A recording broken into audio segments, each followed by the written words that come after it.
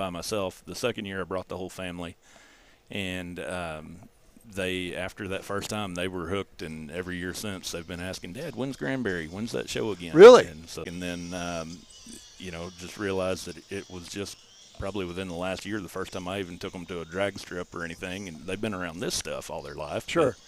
But, it just realized when we went to the drag strip, and I'm like, holy cow, this is the first time I've brought y'all out here. I feel like I've failed a little bit here. Well, guess what? You better hurry up because it's all fixing to go away pretty soon. You know that. It is. Yeah. Both of my daughters, I drug them to every car event that there was known to man. Oh, Dad, it's another car show. Yeah. You want to go to the drag strip? Yeah, let's go to the drag strip. So I took them to everything.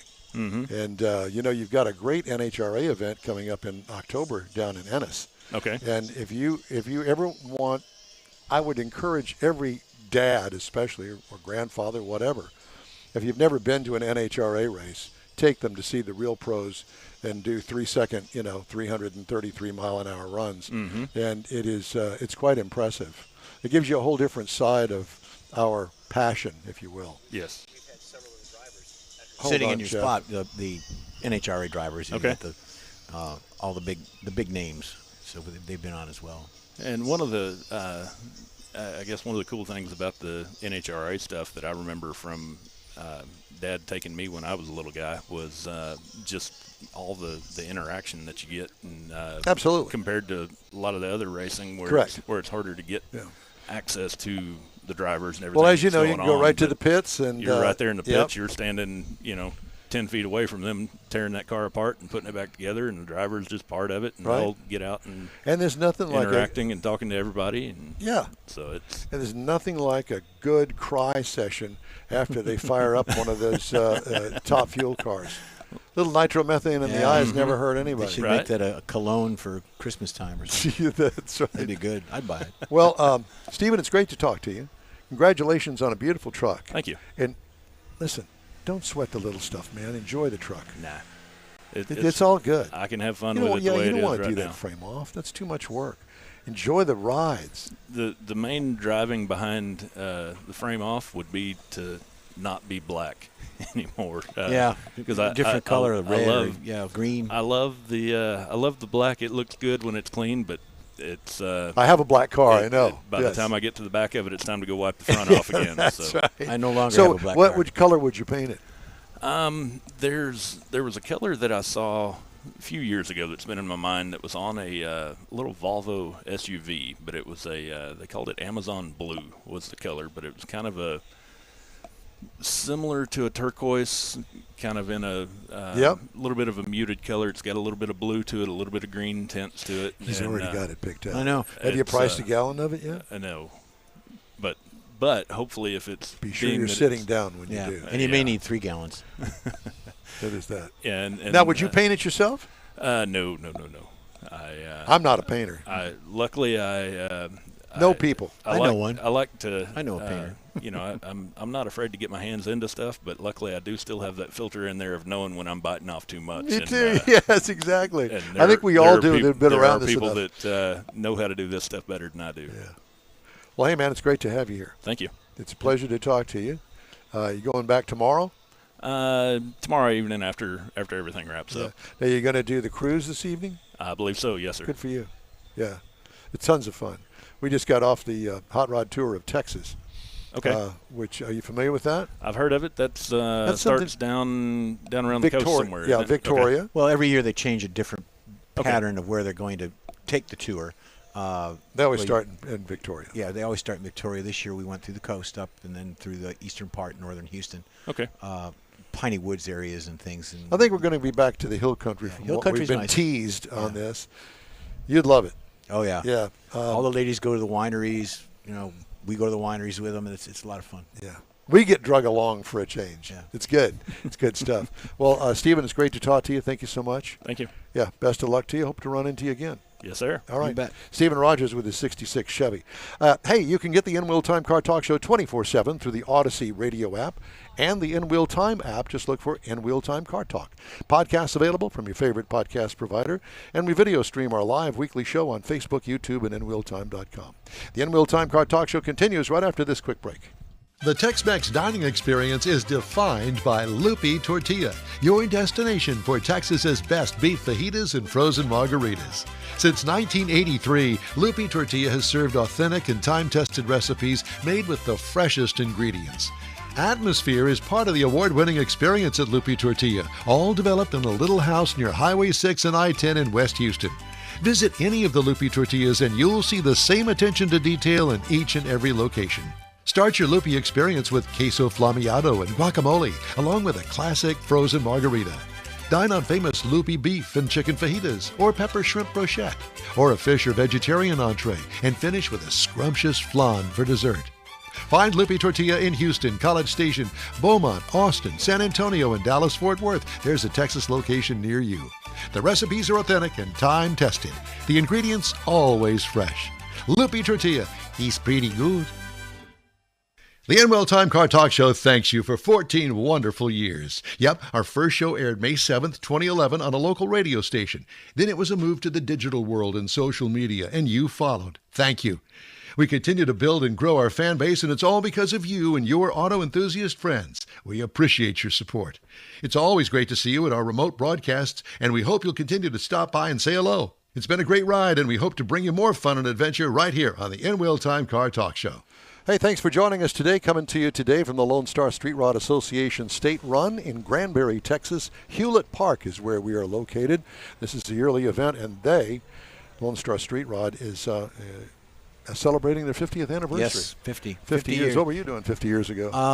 I wasn't even born yet. Such a liar. Hogwash. You wish. I think I was going to college when I was, Again. I don't know. I was a youngster. What were you doing 50 years ago, David Ainsley? Where's your headset? Put your headset on. Put that on. Shut up, David. I don't want to hear. Put it on and shut up. I don't want to hear about your 5th grade experience 50 years ago. You were married back then, weren't you? He's always been married, one way or another. Now he's got a headset. Yeah. Our chief engineer, He David doesn't know how to turn it on. Ainsley. Hello. Hello. There we go. Hello, David. So, where were you 50 years ago? I was in 5th grade. 5th grade. Where were you living? Memorial Drive Elementary is where I was. Yeah. Is it still there, Memorial Drive Elementary? No, they have actually torn it down. Yeah. A year or two ago. There's a plaque up for his There is. being there. Memorial. Memorial. It says, Memorial. That's perfect. So I mentioned earlier about the hot rods. And since this is a hot rod event, I thought, we always have a story of the week, or at least we try to. And this week I thought, since we're doing a hot rod event, let's find out what AI and Google and all that tells us about hot rods. Okay. So here's from AI. A hot rod is typically an American car, often an older model, that has been rebuilt or modified to increase speed and acceleration.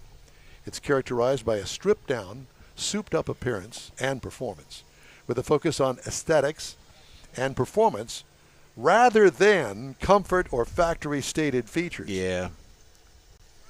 While many are built for exhibition or racing, others are used for street driving, which is pretty much the case here. Yeah. Except for those that were trailered in, and over at our hotel, there were several trailers parked out in the street. So clearly some were a little bit more proud of their paint job and didn't want to get You don't want to do the 100, 200, 300-mile trip with all the rocks and stuff on a $30,000 paint job. I get it. So you drive it 4 or 5 miles rather than 300. Yeah. So modified for speed, David, like we are at our age. Hot rods are primarily known for their focus on speed and acceleration achieved through engine upgrades, suspension modifications, and often a stripped-down look to reduce weight. American cars, typically based on classic American cars, such as those from the 1920s and 30s. That would be the typical hot rod, at least in my mind, all the way through modern cars. They can also be hot rodded, and clearly that's a big focus for a lot of those folks that are watching, listening to the show. Customization. Hot rodders often customize their cars with unique features and designs, including paint jobs like that truck right there. Look at that gold paint job. It's almost blinding. It is so gold. Let's see. There's no single universally accepted definition of what constitutes a hot rod, and the term can apply to a wide range of vehicles. Street and show cars. While some hot rods are built for racing, many are intended for street use or for exhibition at car shows. You think? Evolution of styles. Traditional hot rods. These often resemble the early hot rods of the 1950s, featuring a stripped-down look with classic features like dropped axles, lake headers, and simple paint jobs. Modern hot rods can incorporate more contemporary styling elements, including advanced technology, and may be built with a focus on both performance and a polished look. Origin of the term. The origin of the term hot rod is debated, with some suggesting it refers to stolen cars or the high-performance connecting rods in engines.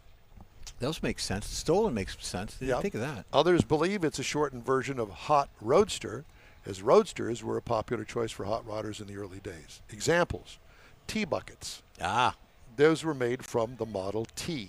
Stripped down, changed, bigger engines, modified engines. Classic hot rods often featuring a stripped down T-bucket body style with a chopped top and a modified chassis. Most of the T-buckets that I know of today are convertibles. They've turned them into, they chopped the top on it.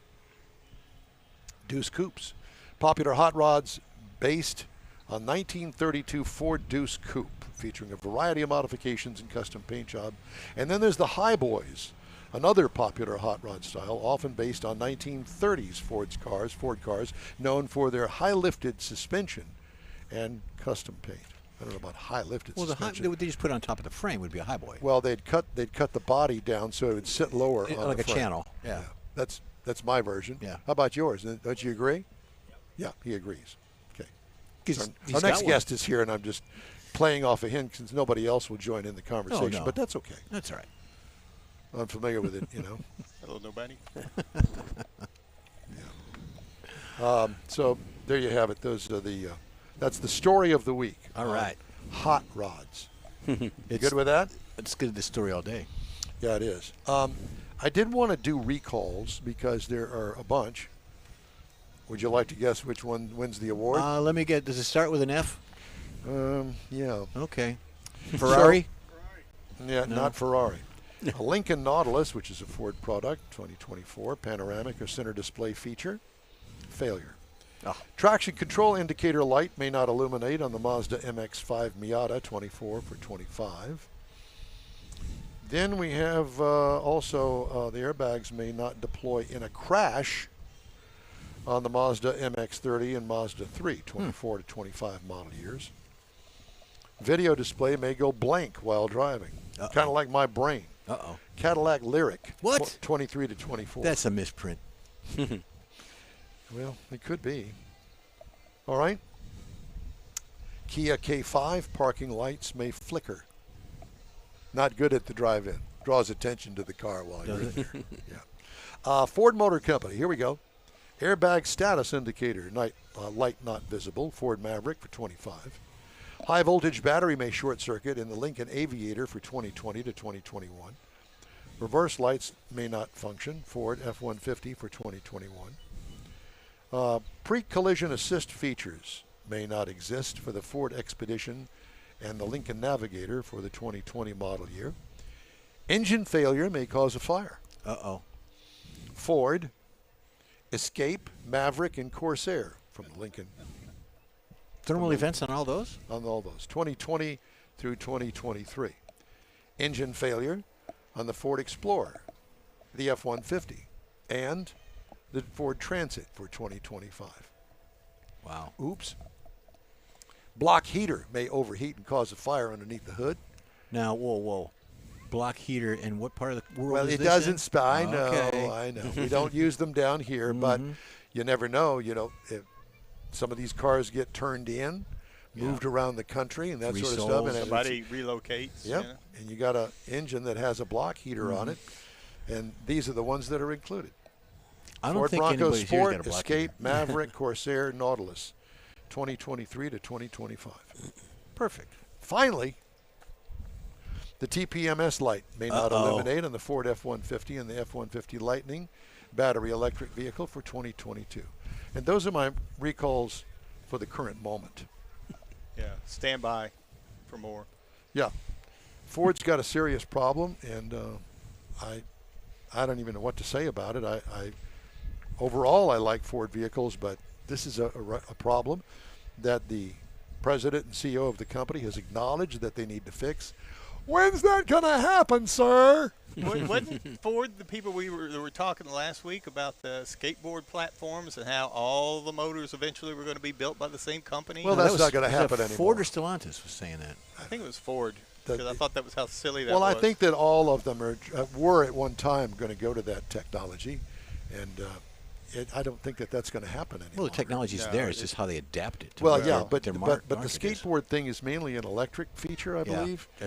because it's a flat bed that's full of batteries, and then you set a body on top right. of it, and Well, away we you were go. just kind of talking about how he was saying everybody's going to get the same motors, so motors and drivetrains no longer going to be a distinguisher between the brands or anything, and we just kind of used that as an example that how else are you going to distinguish because they all look the same, and if it's like the Takata airbags. If everybody gets their motor from the same one, if they're bad, they're all bad. They're all bad.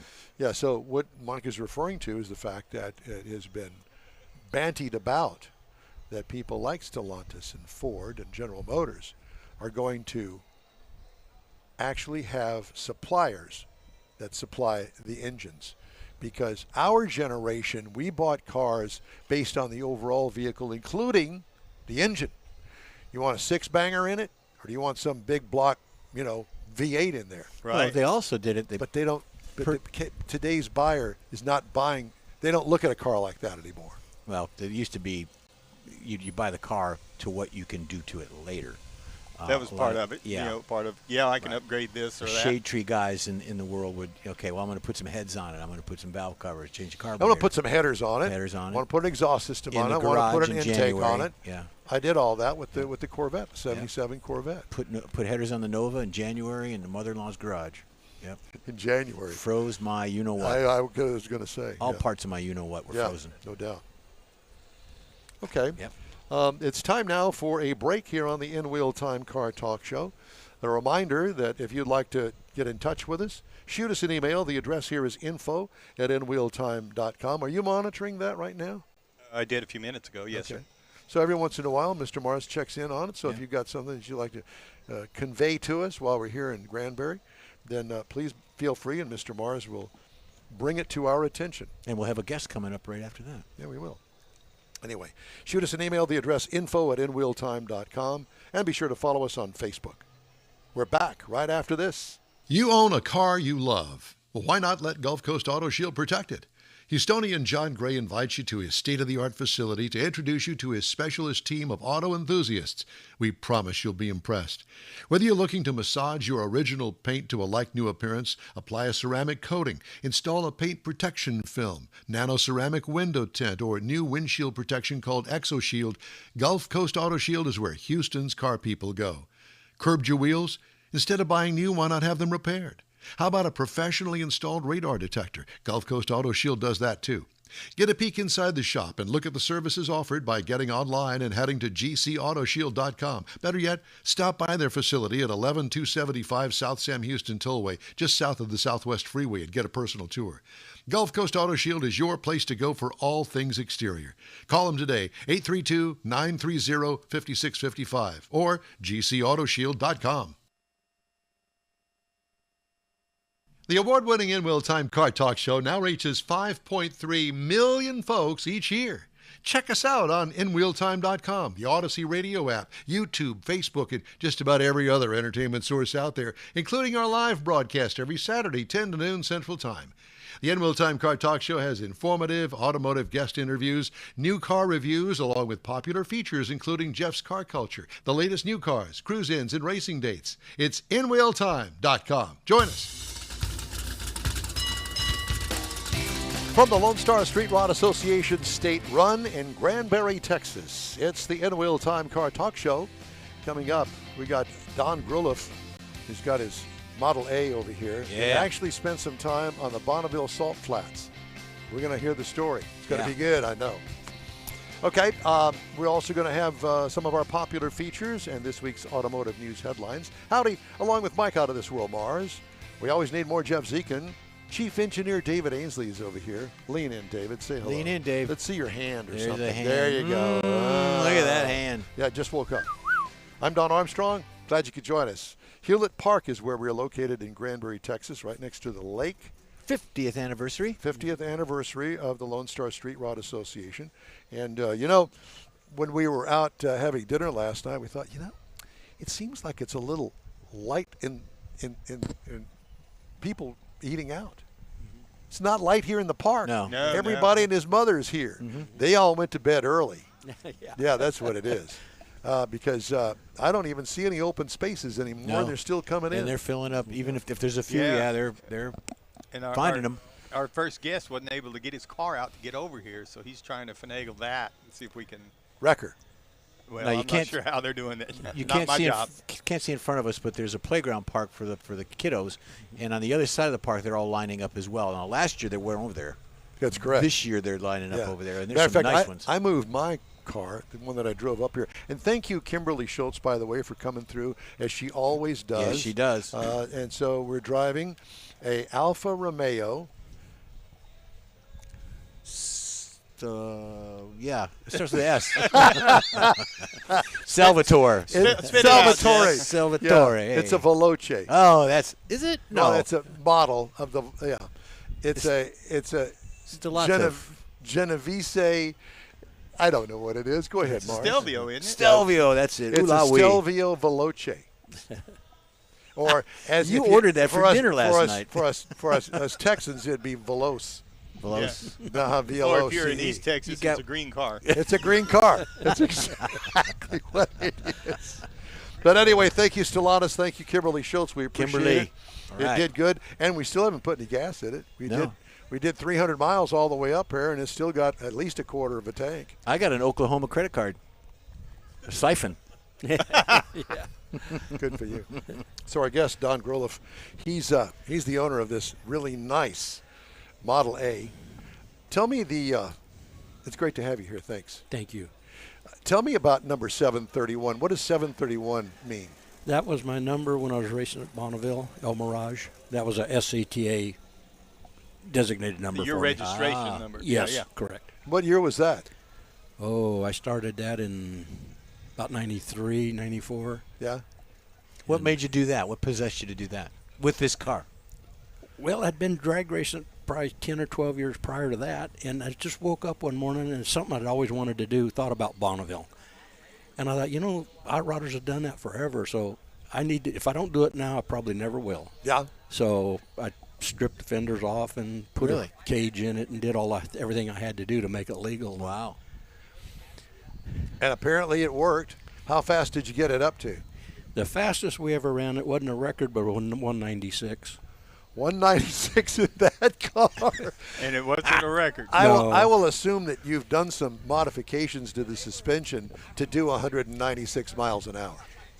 Well, it's basically just typical hot rod suspension and stuff Yeah. dropped axle. It's got a dropped axle, but it's also got kingpins in it, does it not? Yes. It's old school. Yes, it's all old school. Yeah. So how did you get all of that balanced to do that kind of speed? To be honest with you, I don't know. Luck It's of the draw? Luck. Yeah. And did you have to buy any special tires for it to Oh, get it? yeah. We had some speed-rated tires for it. Yeah. And what kind of motors it got in it? now it's got a 350 small block. What Chevy. did it have on it back then? A 259 cubic inch small block Chevy. Oh, It wow. was a mix match of a bunch of different parts.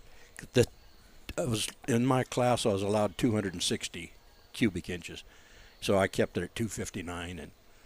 And I don't believe I've ever heard what was the basis for the 259. It wasn't a 283. No, it was a 305 block and a D-stroke 283 crank. You got it in the crank. Yeah. You can't see it on the show, but he's got a promotion board here with all of the accolades that this car has done, from El Mirage Dry Lake to Muroc Dry Lake to the 6th Street Rodder Magazine Nostalgic Nationals bracket winner. So this car's been around. Yes, Yeah. it's been a fun ride. It really has. Now, I bet it is. And it looks like you still got one speed record that's still standing. Yeah. It is. That out at Edwards Air Force Base, Muroc, where they used to run before the war. Yeah. And they let us run, I think, 3 years out there. And then an individual got hurt bad, and they stopped. That's usually the way it happens. Yeah. So I still have that one record. Yeah, Well, that's good. It doesn't look like it's going to go away anytime soon. No. Yeah. Is that place still there? Yes. Muroc is? Oh, yeah, they land the space shuttle and stuff out there. Oh, is that where it is? That's where we got to run. Was on I'll that. be. Ah, okay. So the runway's like 4 miles long. Yeah. Yeah. Yeah. Wow, that's Dirt. nice. It was dirt? Yes. Yes. No. It's almost as hard as this asphalt, though. Yeah. And Pretty thick stuff. Where is it? Is it out by the Mojave Desert? it is in Mojave. It's yes. in the Mojave Desert. Out east of Lancaster, Palmdale area, southeast. Yeah. Yeah. Wow. Yeah. Where are you from? Originally California, Fresno, California. Well, I say Fresno, but a little farm community out west of Fresno. Sure, yeah. And then you moved to Texas, I assume? About 4 years ago. Yeah? There's And a you're young never lady going video. back. And You're going to love it. She belong to you out here? She's Yes. videoing? Okay. Yes, sir. No, we're not going back. Maybe to visit a friend or two, but other than that. I think that right now would probably not be the best time to go back. Yeah. Yeah, that's just It's changed Crazy a lot. stuff. it's Yeah. not what California's not what it used to be. No, it's when not. I was growing up. Yeah. So what are the plans for it now?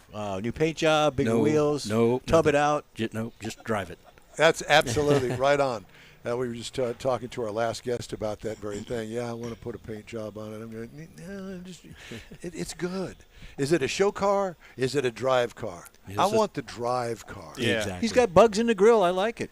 He's It got is- his it initials does. on the He's got initials on the bumper. And it's been in the rain a few times Yeah. over the years, and There's it's nothing just wrong fun. with that. No. What do you do for windshield wipers? Don't. You don't. You do things like rain Going X? so Yeah. fast the Yes. rain can't catch up. There you go. So, all right. And what kind of transmission does it have in it? It's got a Muncie 4-speed, A Muncie 4-speed. Old aluminum housing, Muncie. M&M 22 We transmission. should have opened the hood on this one. Talk about old school. I'm telling you. Yeah, I love that. It's great because, as hot rodders do, and it's kind of in the DNA, well, yeah, the last guy did it this way. I want to change it and do it this way. And because you don't see too many like that. No. With a basic, it's a late model V8 block in it, right? Yes. Yeah. Yes.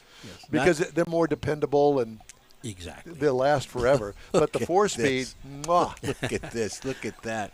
They're- Holy smokes. Jeff's a big station wagon. Oh, yeah. Oh, nothing wrong with that. Yeah. Oh, man. Leave it right there. You're good. Yeah. So We like your station wagon a lot. Just park it right there. You're fine. Yeah. real quick, what was he's it trying to like back in. to be on Bonneville on the salt flat David.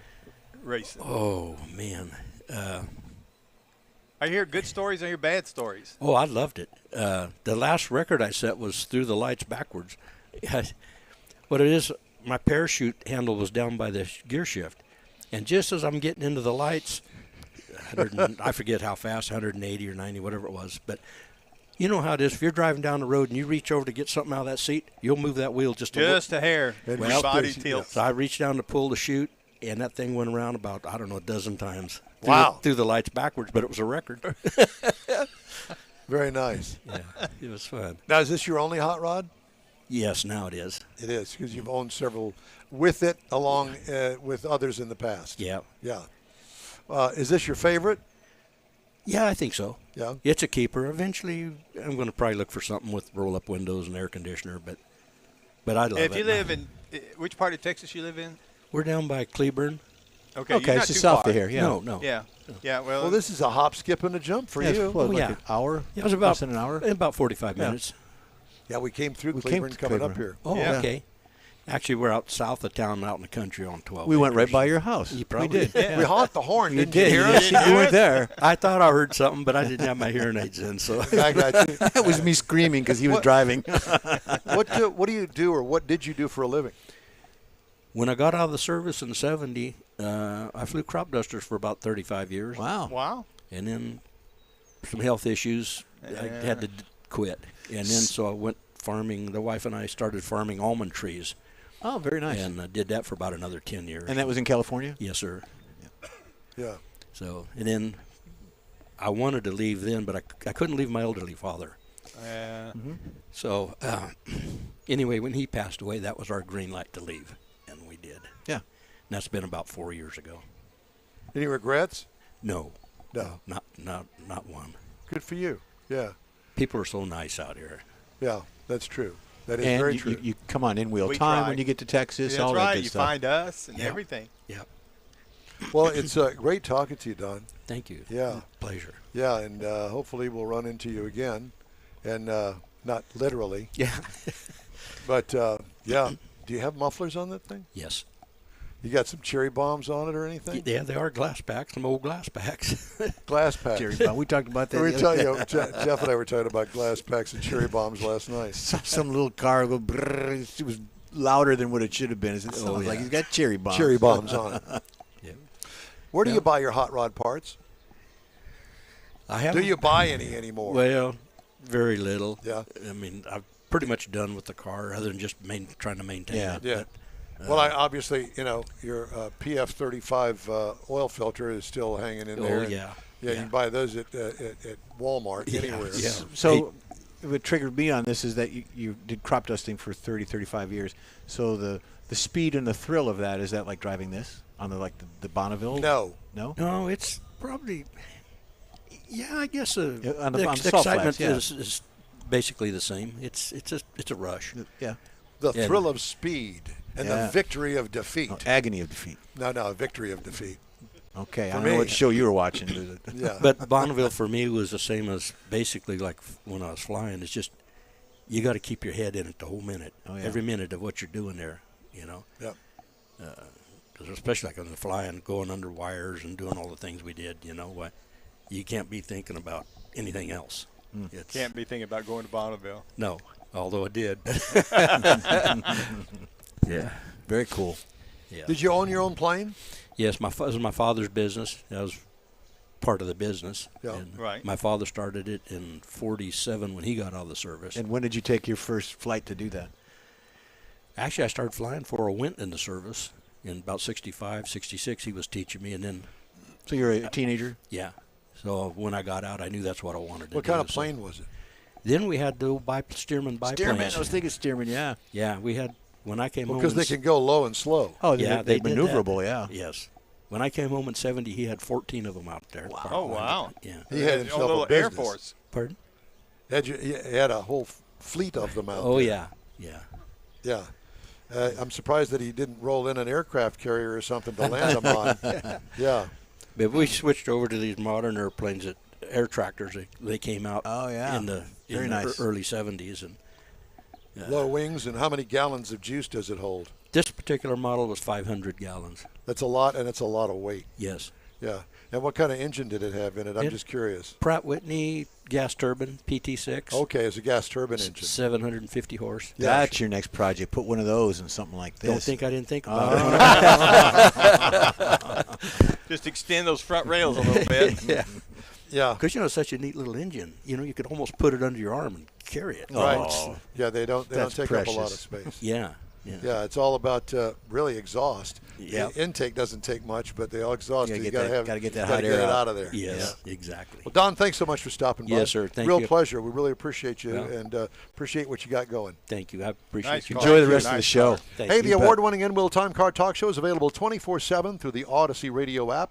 Look for the In-Wheel Time Car Talk Show. We also video stream our live weekly show on Facebook, YouTube, and InWheelTime.com, and podcasts from your favorite podcast provider. Wanted to tell you that today we're doing a bonus hour here. That's why we're on at 9. We'll also continue on through 12 noon today. Our typical show airs from 10 a.m. to 12 noon on Saturdays Central Time, and it's a 2-hour show, and we bust that show up into 30-minute segments for podcasts, and you can get those throughout the week on all of your favorite podcast providers. The In-Wheel Time Car Talk Show continues right after this quick break. The Tex-Mex dining experience is defined by Lupi Tortilla, your destination for Texas's best beef fajitas and frozen margaritas. Since 1983, Lupi Tortilla has served authentic and time-tested recipes made with the freshest ingredients. Atmosphere is part of the award-winning experience at Lupi Tortilla, all developed in a little house near Highway 6 and I-10 in West Houston. Visit any of the Lupi Tortillas and you'll see the same attention to detail in each and every location. Start your Lupi experience with queso flameado and guacamole, along with a classic frozen margarita. Dine on famous loopy beef and chicken fajitas, or pepper shrimp brochette, or a fish or vegetarian entree, and finish with a scrumptious flan for dessert. Find Lupi Tortilla in Houston, College Station, Beaumont, Austin, San Antonio, and Dallas-Fort Worth. There's a Texas location near you. The recipes are authentic and time-tested. The ingredients always fresh. Lupi Tortilla, he's pretty good. The NWell Time Car Talk Show thanks you for 14 wonderful years. Yep, our first show aired May 7th, 2011 on a local radio station. Then it was a move to the digital world and social media, and you followed. Thank you. We continue to build and grow our fan base, and it's all because of you and your auto enthusiast friends. We appreciate your support. It's always great to see you at our remote broadcasts, and we hope you'll continue to stop by and say hello. It's been a great ride, and we hope to bring you more fun and adventure right here on the NWell Time Car Talk Show. Hey, thanks for joining us today. Yes, we are at the Lone Star Street Rod Association State Run in Granbury, Texas. Hewlett Park is where we're located, and this is the 50th anniversary for the Lone Star Street Rod Association. So congratulations to them, and thank them for allowing us to barge in, elbow our way in here. Oh, yeah, we did. So there's that. I wanted to do a feature because, you know, the inventor of the Beach Boys passed away this past week. and you know, the effect that he had on all of us that are living and breathing today from the 1960s, early 60s actually, was quite profound. And somebody asked me the other day, well, why the Beach Boys? The Beach Boys. Such a weenie group. The Beatles. Well, England had the Beatles, and we had the Beach Boys. And I was always drawn to the Beach Boys, always. I love the Beatles, but they were our Beatles, if you will. Mm-hmm.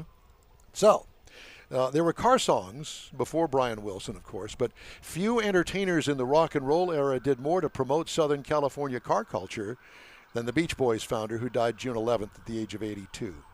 It wasn't just 1932 Fords, Little Deuce Coupe, or powerful Chevrolet engines, She's Real Fine, My 409. Yeah. That Wilson and the Beach Boys wrote and sang about. It was Jaguar XKEs. Remember that song? Corvettes and the Jan and Dean classic Dead Man's Curve. Yep. And, you know, Wilson wrote that.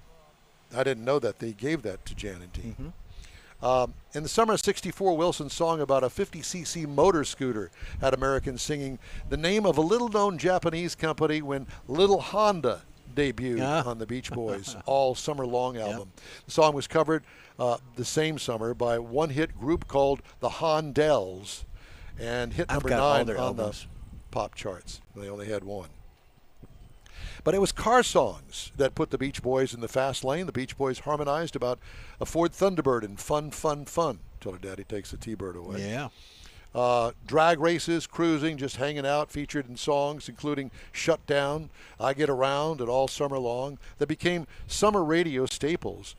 Wilson's first car was a 1957 Chevy Impala, a 79 Cadillac Coupe de Ville, Rolls-Royce Phantom, a 1990 Chevrolet Corvette ZR1, and Ferrari 488 GTB were among the avid collector's cars. Tributes from Wilson's contemporaries lit up social media this week. We lost one of the greatest composers and messengers who took jazz harmony, put it to a Chuck Berry beat, and made a new genre of music. Some of the best singles in the world wrote Randy Bachman of Bachman Turner Overdrive. Now, the album Pet Sounds, that influenced the Beatles. Yes. So it was not like the Beatles were, oh, they're the greatest. Well, they were taking cues from other bands, like all bands do. But the Pet Sounds was the one that was most influential with McCartney. So the first one on this, this was actually a story from Haggerty. Little Deuce Coupe. There's one. And I've already mentioned the 409. 409 was from the album 409, Surf and Safari. And when we were setting up this morning before the event started, they were playing Beach Boys songs on the PA system here. So that was kind of nice. Fun, Fun, Fun. Yep. T-Bird Away. Yep. Beach Boys, Fun, Fun, Fun. 60s Teenage Rebellion. Back before that meant long hair and LSD. Oh, I wasn't rebellious in my youth. No, not you, Jeff. He was. This guy was. How about Shut Down? Just passing through. There's one called Our Club. Yeah, I remember that one. That was from the early 60s. Ballad of Old Betsy. I don't remember that song. I don't remember that one. Spirit of America. Okay. You do that one. In My Car. I think it was a Yeah, postscript to I In just My heard that Room. one the other day. Yeah. I wasted a lot of ink on this because I printed out all the You're all pictures. excited. Yeah, my red ink has just Oh, gone yeah, out your the red window ink. here. Of course, the last one, Kokomo, part of the Tom Cruise bartending movie. But Kokomo they covered that from somebody else, I believe. Is that what it was? I think so. I don't know. Spirit of America. I Maybe mentioned wrong. that. Send Mike your complaints if I'm wrong on that. Don at inwheeltime.com, and I'll get them. Spirit of America rounds out the list. Tale of the Bonneville Salt Flats. Land speed records, How one of the about quickest that? cars ever to test the Salt Flats. Wilson and Christian tag themed this 2-minute tribute to the Spirit of America. And it was really all about Craig Breedlove in the early 1960s. This jet without wings. Yeah, as the Breedlove lyrics was a describe it. Bonneville guy, Bonneville Yep. Salt Flats guy. Yeah. Motivated by the J47, a jet Yep. for his powered car. Yep. So that's our little tribute, thanks to Automotive News and Haggerty from Brian Wilson, who passed away this week. You know, the in-wheel time vehicle needs a jet engine on it. I think you could. Well, I could have used it yesterday Could coming you- up here for sure. Yeah, you could use an Well, airplane. I think that would pretty much do away with the exhaust leak from the exhaust header that you've got and there's a on small there. airport Yeah, not yeah, far yeah, from yeah. here. We should have all just flown in. That would have been nice. What was it? What was it? There's a little airport not far. We saw airplanes landing Oh, yeah. coming through here. We did. Just The Granbury International. Intergalactic. Intergalactic. Okay. It's the Intergalactic Airport. Granbury Intergalactic. Okay. Cool. I'm trying to keep up with time here Yeah. and not get too deep into all of this. Because we don't want to interview our guest and then be short. So we're Well, gonna be, well, no, we want to save her for the top of the hour. absolutely. Okay. So I want to do some news headlines here. And please feel free to Chime in. chime in. A lot of world news this week. All One right. of them is a thing called rare earth magnets. Yeah. I metals. actually- Inagata DeVita? You have one in the Not the Studio. band. Oh. I actually do, and I paid a fortune for it. That little round magnet. Yeah. That little round magnet was like $35. I remember it stuck to the plate in your head and we couldn't get it off. There was that. I've still got That that was so dent. funny. I still got that dent back there. Still fun. But that rare earth magnet I used because in my car anyway, if you want to reset the tire pressure TPMS, monitoring yeah. system for it to recognize the left front, the right front, left rear, you have to use a magnet to reset and tell the car this is the left front. It's a series of things that you go through, steps. Kind of like program it. Yeah. Yes, correct. But to do that, you put the magnet on the TPMS sensor, actually the valve stem. Right. Yeah, yeah. And then you go in the car and you press the button and it goes beep. You got it. Then you move over to the next one and the little computer says, now do the right front. Same thing. So all four. And when you get done, it's all programmed. So if I have a low tire in the left rear, I know I got a low You can tire figure in the that left out, yeah. rear. Well, that's cool. So that was my use of. Remember back in the day, we didn't really pay too much attention Get a to stick gauge. magnets. Yeah, stick No, gauge but for tire magnets. pressure. Oh. Rare earth stuff. Yeah. And apparently China's got It's the mainly on the refrigerator. exactly same thing. It's all rare earth stuff.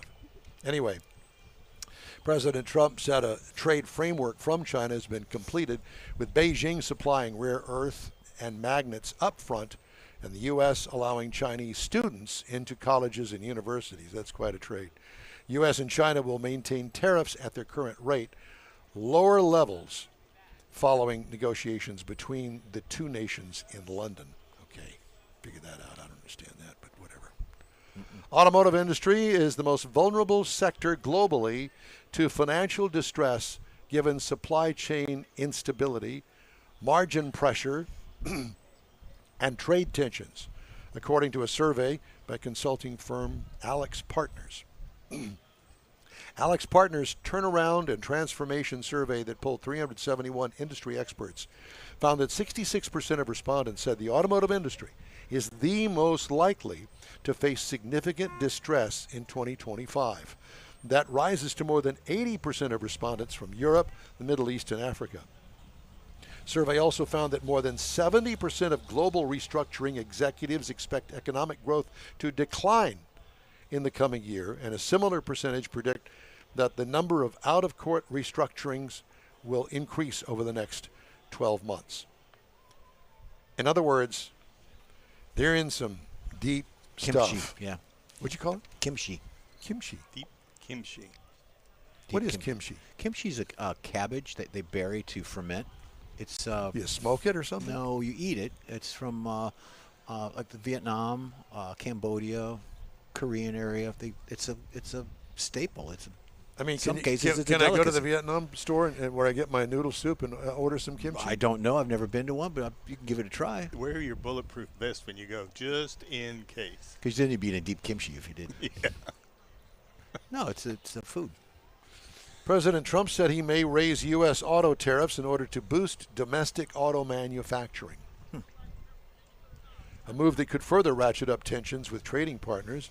Trump spoke Thursday at a signing ceremony for legislation terminating California regulations that would have banned the sale of gasoline-powered cars in 2035. You knew that was in place until last week. Well, it's a long-sought victory from some car makers and oil companies that attacked the rules as unachievable. Let's see, 2035, that would be 10 years from now? I don't know. President said raising auto tariffs from their current 25% level could offer further protection for the domestic auto industry, citing General Motors' plan to invest $4 billion in U.S. plants over the next 2 years. Thank you, Mary Barra. He said, I might go up with that tariff in the not-too-distant future. The higher you go, the more likely it is they'll build a plant here in the United States. That's what he wants. Trump's latest threat comes more than a week after he doubled steel and aluminum tariffs to 50%, and he faces negotiations with dozens of trading partners before his July 9th deadline for higher duties to take effect. So there's that. Got a date? Yeah. No, yeah, with a commercial, but it's coming up in a few minutes. You worried about it? I was. That's I'm why you always looked worried at your about it. watch? That's exactly right. Isn't that a smartwatch? It won't remind you? No, I'm the smart guy. Oh. I got to look at it. They're wearing the white shirts. I'm wearing the red shirt. What's the But the Sesame? the One of these show- things is not like the other. The show stylist indicated that white was going to White be the was color it, of the and day. then at the last Yeah. moment, Well, you know, from past shows that we have had, we've learned, well, no, I knew, some of us haven't learned, that when you have got a lighter than the foreground background, that white tends to mess with the camera so you can see us. Otherwise, we would be in such a shadow.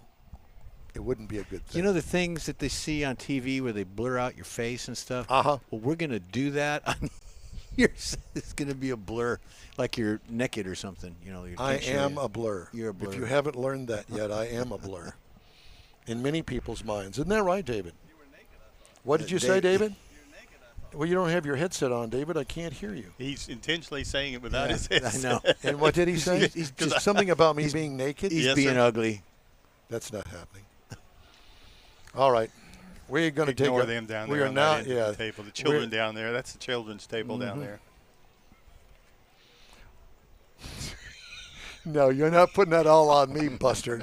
That ain't happening. Ooh, he used the Buster word on you. Quick break now. We're right back here on the In Wheel Time Car Talk Show. Stay with us. You own a car you love. Well, why not let Gulf Coast Auto Shield protect it?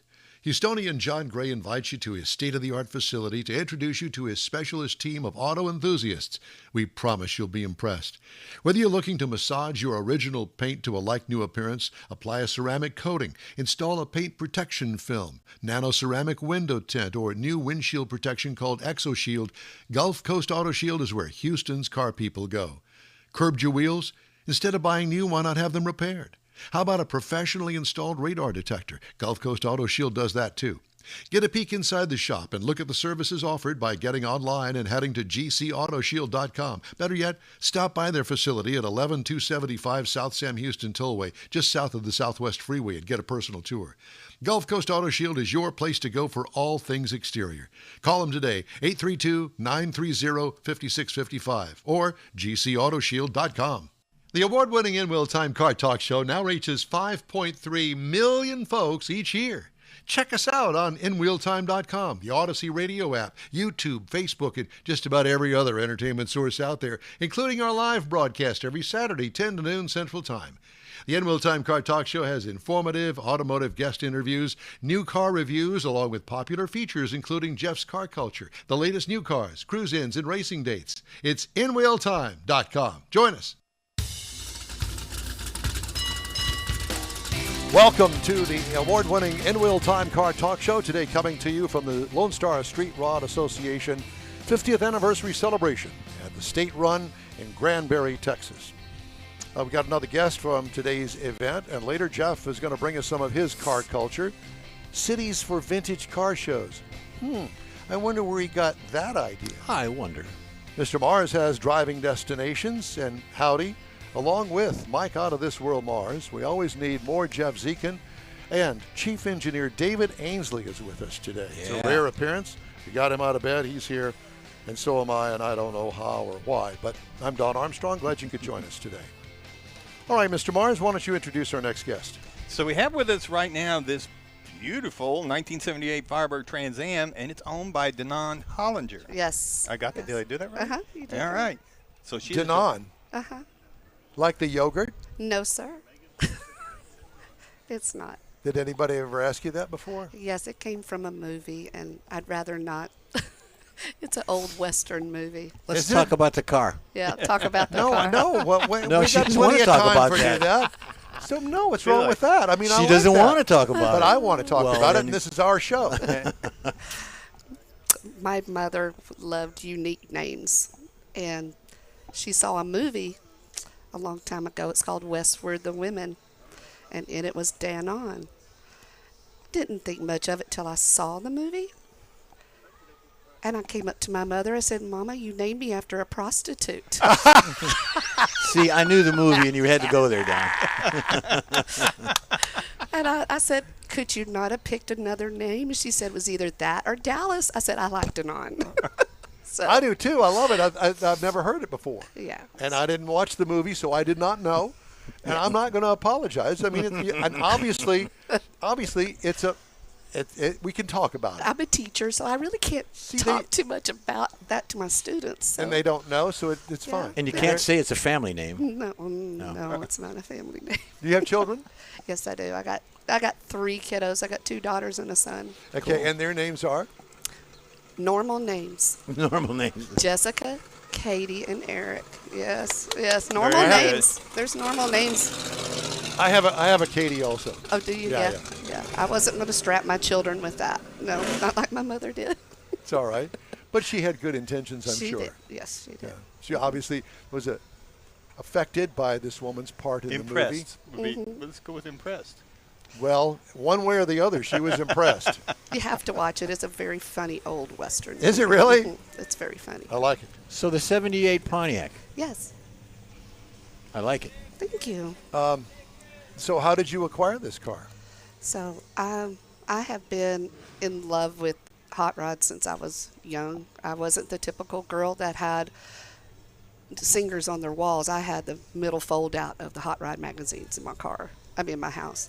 And I used to. Did you staple them to the bedroom wall like my I did? headboard. The headboard, I had okay. it on my headboard. There you go, yeah. And so I was always in love with cars, but that wasn't something that I could fulfill, you know. So I had a boy that I really liked. I actually went to school, graduated here in Granbury, and Really? Grew up in Glen Rose, but I graduated here in Granbury, and there was a boy that I really liked. Will not say his name, and he had a '69 Camaro. Fell in love with the car more than I did the boy. I know that story. Okay, love the car. So I grew up. I wanted a hot rod. I really did. Could never do it. Ended up marrying my love of my life over here, and he had his own vehicle, and I'm like, oh gosh, I want one. Well, we've been looking, but the prices of '69 Camaros are ridiculous. Yeah, They're- absolutely. on teacher salary, you can't afford one. So we were looking around, and one of our car club members, his brother was selling this Trans Am. This Trans Am had been put up, I forget how long it was put up, for about 5 years, you said? And he had it in storage. He he redid this car back in the 2000s. He did it all himself. He didn't put any Bondo on it. He got, and it was a hail damaged car. He got all of that out and redid it for his son.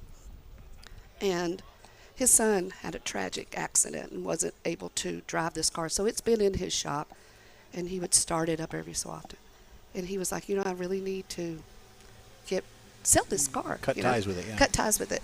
So he said, I just want you to be able to go ahead and use it and make it better. So we went ahead and bought it, and we changed up some things on it. And I will never want a 69 Camaro. I've fallen in love with this vehicle. You don't 78. see a lot of them, especially in the white with the black decals on it. Yeah. Because it did have blue decals, and we turned around and changed it out. We did it some looks better like modifications. this, I believe. Yeah. I like it. Well, with the black insets on the grill and the other black touches on it, it looks great like that. Plus, let's not leave out the Whataburger table tent. I was getting to that. Absolutely. Hey, it there. took us a while to get that. Ate a lot of hamburgers. At least trying to get- 77 times. and from what Whataburger did you steal that from? We were borrowing it. Borrowing it. And then You we'll- can buy them now. You can buy them online You through a can? Whataburger site. Yeah. Well, actually, if you turn it in, I think they give you 2 Whoppers or whatever. That's a No. different burger place. Whatever. Not going to do that. Good. No, don't. And the honeycomb wheels, I like that. Yeah, those are the year ones. Those Yep. are the newer ones of them. Well, it's a beautiful car. To me, the Pontiac Trans Am was always a luxury step above the Camaro and the Z28 in particular. Yeah. The Z28 was, to me, was more of a race car. Not that this couldn't keep up with it, but this always had the luxury touches in the interior. Yeah. So I get where you're coming from. I had a Yeah. friend of mine that had one. I did going, too, Wow, yeah. this is really nice. You had a blue one, Yeah, 77, I believe. They're it a was. little bit heavier than the Camaro, the same year Camaro, so they ride a little bit better. I think even if you get the HD parts on it, it still rides better. Well, and this is a 78. Yeah. I just love the car. It's beautiful. Yeah, they actually drag race this car. This car was a drag race car, and so it has all the suspension underneath. When Tuned it for turns, it, it turns, and but it had a 4-speed in it, and that couldn't keep up with our car club for some reason. It would tack out. It would go up into the 4,000 RPM. We couldn't keep up with our car club. Wasn't a good So- driver.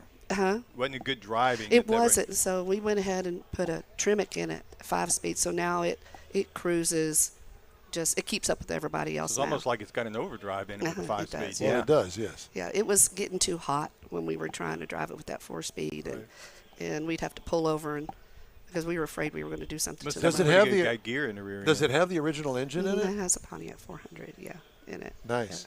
Yeah. And that's so- what they were drag racing? They drag race this. Yes, This they did. car? Uh-huh. Do you drag race? I don't know.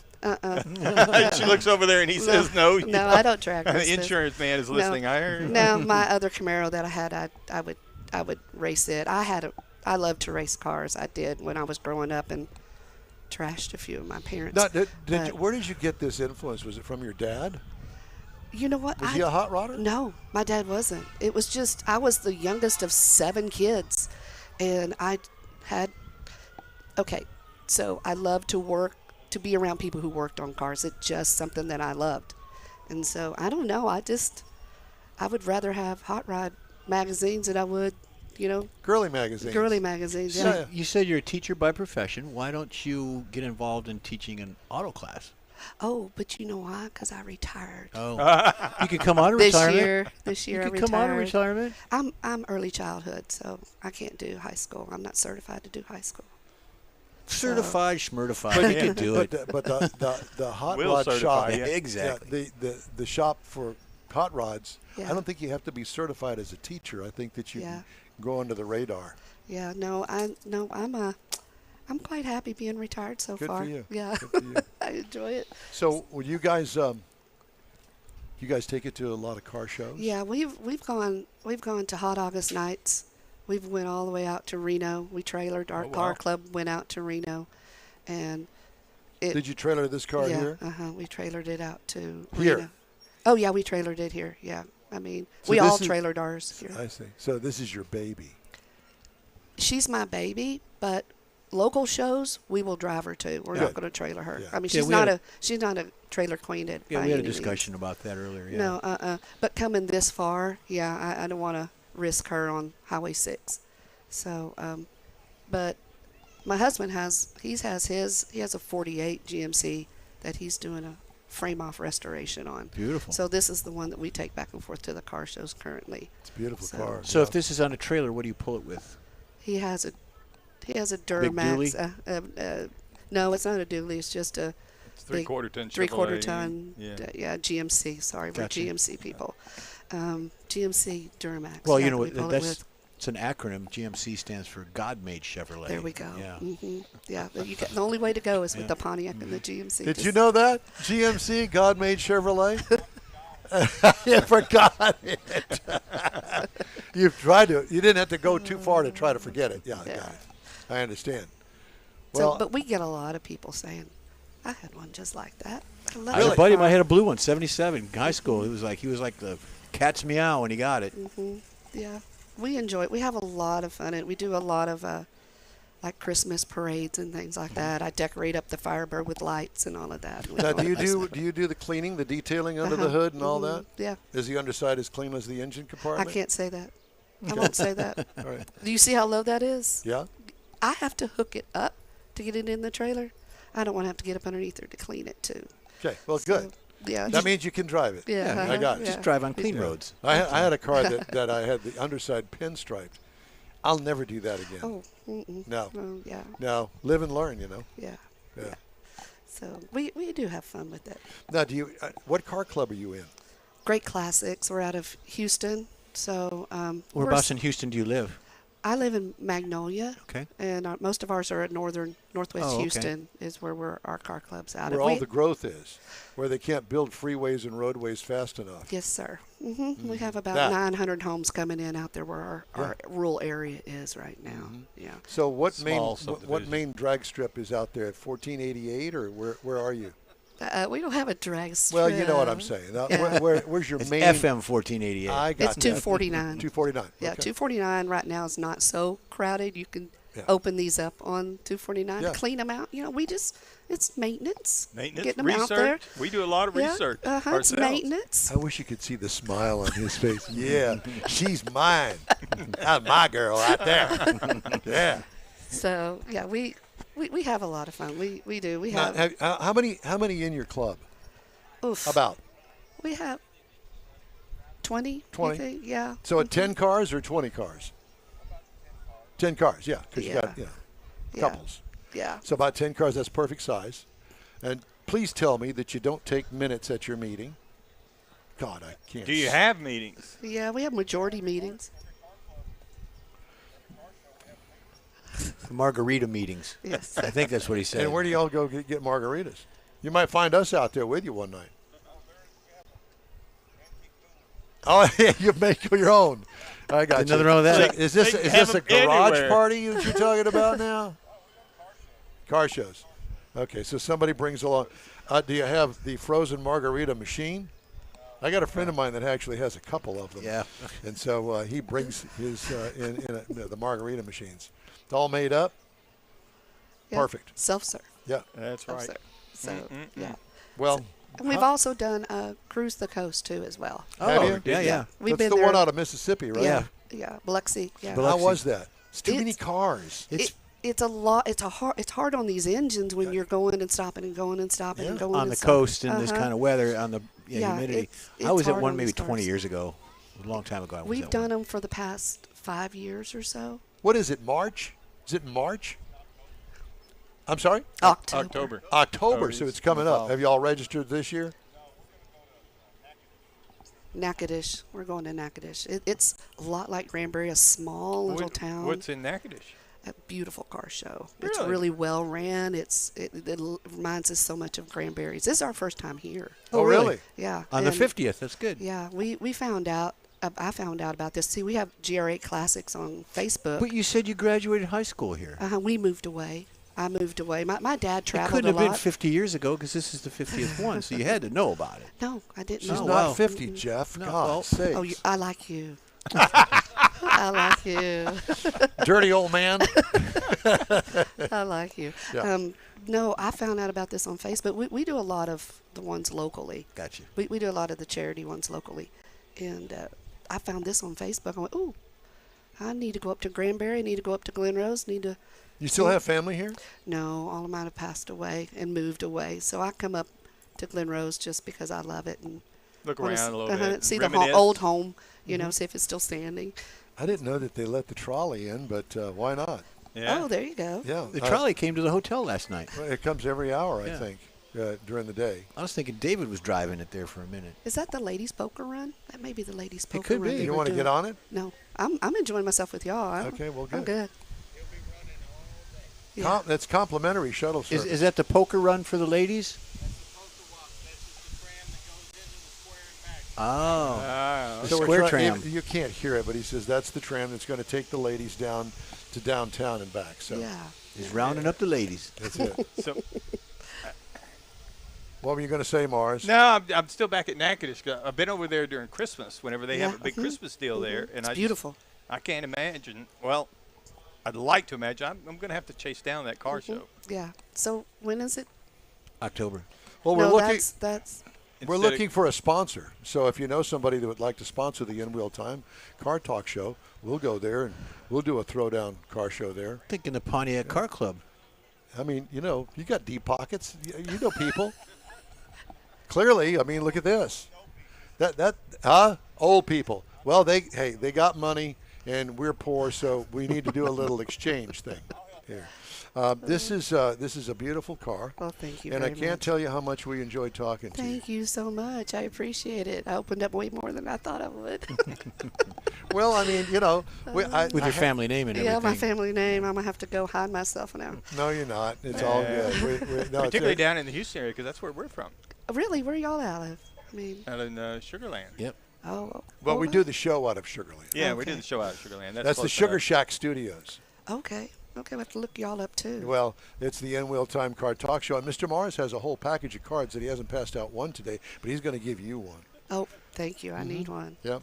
Because I will post that on Facebook, on our Facebook page. It'll be on. Good. Well, link us. And we're we're on in- Facebook. Okay. We're in 50 countries, so Really? Yeah, we are. We're just local. Well, we're local too, but apparently somebody on the other side of the earth says, that's a weird show. We're going to listen what's to your that." husband's name? Larry. Larry. That's Larry. Good to see you, Larry. Larry. He's got a cat named Larry. Yeah. He does. He's got. It smart is very cat. smart. All right. Well, Danan, Yes. Yes. thank you. Thank y'all so much. I Appreciate it. appreciate this. It's a Thank pleasure. You. Thank you. Thank you. We appreciate you guys. Yeah. Just ahead, Jeff's Car Culture and Mars' new feature, Driving Destinations. The In Wheel Time Car Talk Show's back in a flash.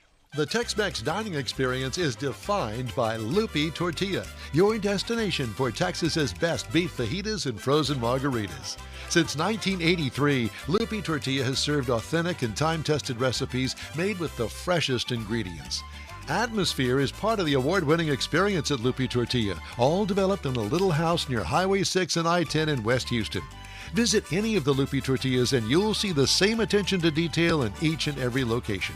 Start your Lupi experience with queso flammeado and guacamole, along with a classic frozen margarita. Dine on famous Lupi beef and chicken fajitas, or pepper shrimp brochette, or a fish or vegetarian entree, and finish with a scrumptious flan for dessert. Find Lupi Tortilla in Houston, College Station, Beaumont, Austin, San Antonio, and Dallas-Fort Worth. There's a Texas location near you. The recipes are authentic and time-tested. The ingredients always fresh. Lupi Tortilla, he's pretty good. The In Wheel Time Car Talk Show thanks you for 14 wonderful years. Yep, our first show aired May 7th, 2011 on a local radio station. Then it was a move to the digital world and social media, and you followed. Thank you. We continue to build and grow our fan base, and it's all because of you and your auto enthusiast friends. We appreciate your support. It's always great to see you at our remote broadcasts, and we hope you'll continue to stop by and say hello. It's been a great ride, and we hope to bring you more fun and adventure right here on the In Wheel Time Car Talk Show. Welcome to the award-winning In Wheel Time Car Talk Show. Today coming to you from the Lone Star Street Rod Association 50th Anniversary Celebration at the State Run in Granbury, Texas. More specifically, Hewlett Park is where we're located today. Got another guest from today's event and today's show. And Mr. Mars has driving destinations. Howdy, along with Mike Out of This World Mars, who's getting the car parked for our next interview. We always need more Jeff Zekin. Our chief engineer, David Ainsley, decided to get out of bed this morning and join us. I'm Don Armstrong. Thanks so much for joining us, for sure. All right. It was a real pleasure talking to her. It was nice. Yeah, it was. Perfect. Great personality and awesome car. What's the problem, Jeff? I just need him. It's all right. You're good. Carry on. I just needed Mike over here. The carry on is going to be the person that sits in those two seats, and that's going to be our next thing that we're going to talk about. What is he getting in the car? He's leaving, which is perfect, I think. Don't you think? I wanted to tell you that we've got some more scheduled features coming up, too. Coming up, we're going to do the in-wheel time sold car roundup. You're invited to join us for that. Right now? No. Okay. You weren't listening. And then we've already done the story of the week. We did on Brian Wilson. That was last segment. We've got lots of features coming up. Jeff's Car Culture is coming up in this segment. That's what I was talking about. Cities for vintage car shows. We're going to do that. He wasn't listening. And then driving destinations. The sun. It's what? The sun. What about the sun? It's hot. Well, I'm going to join you here momentarily. Yeah. You look really good on camera, by the way, since we can now see your face. Well, thank you. Just thought I'd add. So, there's a car back here that Jeff pointed out, and he went, oh. Look at that. Because Jeff is the wagon. He's the wagon man. So this is a 1960 Ford, is it a Galaxy station wagon? I don't know. I'm verklempt. Well, it's got a beautiful paint job on it. And why don't we get our guest over here? I was going to say. Because he's been hijacked by somebody else. Mr. Mars, if you don't mind, could you get him to come over here? Are we ready for him? Yes. Oh, okay. Larry. Yeah, it's too late. Larry, we're going to, you know what, because you clearly are such a superstar here with that car, we're going to wait for you for 10 minutes, okay? So you can get all your gab fest out of your system over here with all of your fans, because we know you have to put the headset on. Put that microphone right here in front of your mouth. There you go. There you go. Yeah, just like that. There so you go. when we get ready to talk to you, you'll be ready. And you'll have all of this filled up with your fans. Well, I know it. He knows it. You sure you can allow for the time dealing with all that? Well, I don't know. We'll see. I mean, it's going to be a battle of the bands. That's what it's going to be. But when you pulled in, I didn't see the car. All I heard was Jeff going, "Oh my God!" I thought, there's going to be a riot here. Apparently. Yeah. And I turned around and I looked. I thought, "Oh my God, that car is just awesome." Well, thank you very much. Thank you. That didn't take any time to get it that way, No, did it? a couple of minutes. I've owned it since 2007, but yeah, it didn't look like that Okay. when I first got it. It was already a driver. I found it on eBay, and We're going to do the interview now? No, we're not. This is the tease for the car. Yeah. Yeah, you found it on eBay. Found it on eBay, and back when I was in high school, my brother and I had to share a 60 Chevy four-door Bel Air six-banger, nothing to it. Yeah. And so I already knew when it come time to buy another car. You wanted something different and I big. wanted a station wagon. I already knew I wanted a station wagon, and I was looking for a 60 Chevy. And so I'd go on eBay, and they'd either be out of my budget or projects, which I didn't want. And so this particular day, I just got lazy and typed in 1960 wagon. Is it a Fairlane? It's a ranch wagon. Ranch wagon. Yeah. Like ranch water, but ranch wagon. The one that everybody remembers is the Country Squire. That's the one that had all the wood on it. Right. This is the cheaper model in the wagon lineup, but I liked it in that it gave me blank sides to do what I wanted to with it, just like a big blank Yeah, with the Bill scallops Bambers. on it. Yeah. Yeah. So anyway, but when I went on eBay and did the 1960 wagon search, and I was going through the Ramblers and Dodges and whatnot, and I was looking for a Chevy, and this one popped up, and I thought, that's got some good lines to it, Yeah. you know. So And anyway, it's massive. Yeah. Does it fit in the garage? Well, yes, it will. Yes, it will. And barely. I mean, with the garage door down, This much? I've got about Foot? foot and a half in front and 6 inches in the rear. Gotcha. You know. All right. Yeah. Well, now this is a tease, okay? This is a tease for the bottom of the hour because we're going to learn about the 60 Chevy station wagon. 60 Ford. Oh, it's a 60 Ford, sorry. Yeah. I was looking for a Chevy, but this Ford popped up, Yeah, and and so caught my eye. obviously you weren't married to the Ford Chevy brand. You didn't care. You just wanted something. yeah, And this yeah. is it. All right. So you stay with us. The first one. All right. So we got Jeff's car culture. We're going to You do. bet. Let's do it. Okay, best U.S. cities for vintage car shows and exhibitions. You'll appreciate this. Rev up your engines and prepare for a cross-country journey through America's automotive history. Here we go, Michael. Hit it. Detroit, Michigan, the Motor City, where better to start than the birthplace of American auto industry. Detroit's calendar is packed with events like the Woodward Dream Cruise and the Detroit Autorama. You'll find everything from Model Ts to muscle cars cruising the streets down Michigan Avenue, where they were born. The next one we have is Pebble Beach, California. Elegance by the Sea, David. Home to the world-renowned Pebble Beach Concours d'Elegance. The coastal town transformed into a mecca for luxury and exotic vintage cars each August. Can you picture yourself admiring a 1930 Duesenberg against the backdrop of the Pacific Ocean?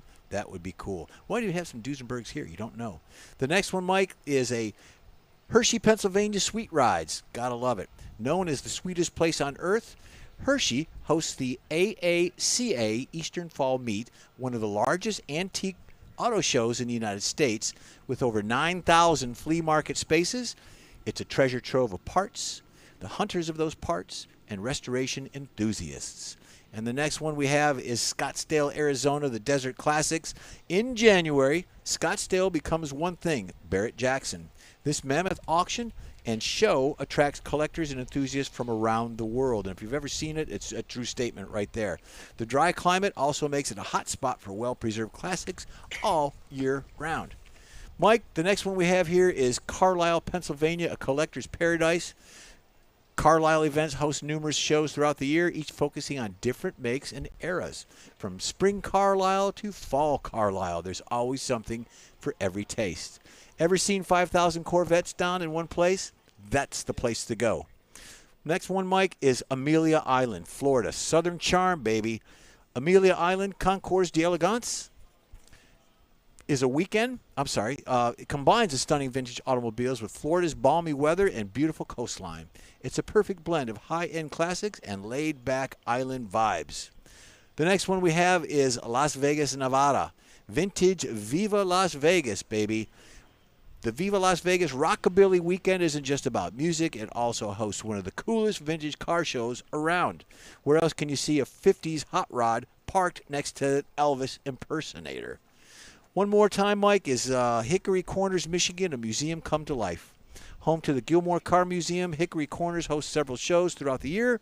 The museum expansive grounds become a living exhibit even during the Red Barn Spectacular, so that's very cool. And the last one we have, David, is the Hilton Head Island, South Carolina Low Country Luxury.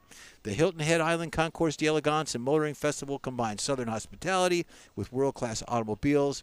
Imagine sipping sweet tea while admiring a perfectly restored E-Type Jag. I'd like to have a sweet tea right now. I'd take anything right now. And there you have it. Thank you, Mike. Appreciate your help, the sir. margaritas are over in the park. No Ritas. Not yet. Not yet? Okay. All right. The In Wheel Time Car Talk Show coming to you today from Granbury, the Lone Star Street Rod Association State Run. Time for a quick break. Our show continues right after these messages. You own a car you love. Well, why not let Gulf Coast Auto Shield protect it? Houstonian John Gray invites you to his state-of-the-art facility to introduce you to his specialist team of auto enthusiasts. We promise you'll be impressed.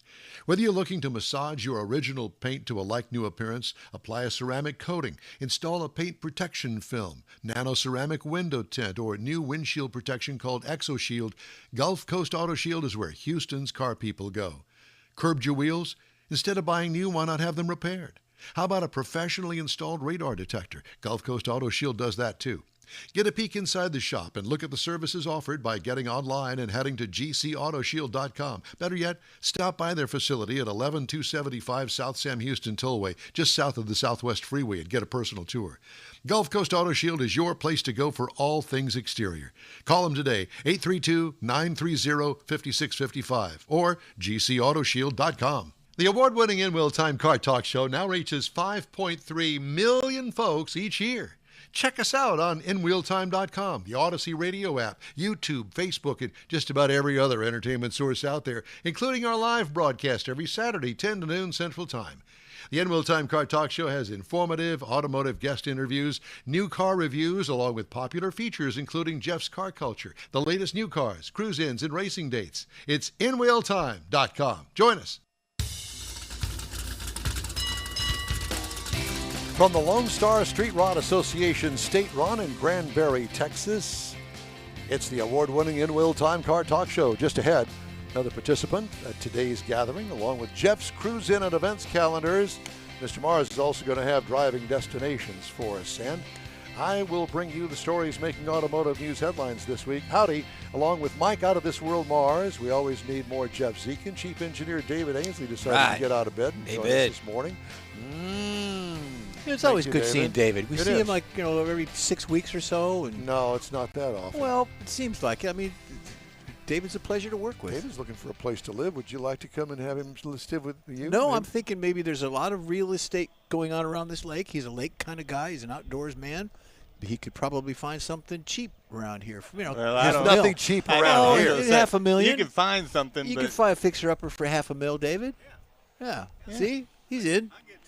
All right, Mr. got a Mars, hammer. let's talk to our next guest, please. It's all yours. Well, we were teasing this 1960 Ford Ranch wagon. It's owned by Larry Davidson, and this is really a beauty right here. So, Larry, why don't you tell us a little bit more about? Jeff's going to show it off. So, tell us a little bit more about the car. The car. So, may I, if you don't mind, let me. He wants to get in it. Can he get in it? There's a fee. There's a fee. He's got deep pockets. Go ahead, Jeff. Yeah. Go ahead. Maybe Gingerly, Jeff. So what motor does it have in it? Does it have the original motor? No. The old Y block, it's gone. It used to have a 292 Y block in it, but whenever I got it, it already had the engine swap. It's got a 351 Windsor in it and a C6 automatic. And So it's been updated. Yeah. Oh, Does it have air conditioning? No. Now, why are you not putting air conditioning in it? Vintage air makes it really a great system. And I think they're here I know, somewhere. I know. Don't let Rick Love hear this.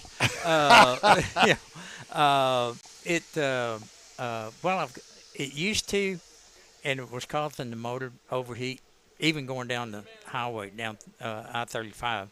And so for now, I just took it all out, and I've got to work on that. But that's a future project. Future project. All right. Fair enough. But, that would be a wintertime project in the garage because, in this heat, no, I'm good. Yeah. Yeah, absolutely. Oh, you don't need air in Texas. Come on. Yeah, exactly. So a 1960 Ford Ranch wagon, and you were mentioning earlier that the Ranch wagon is the cheaper version.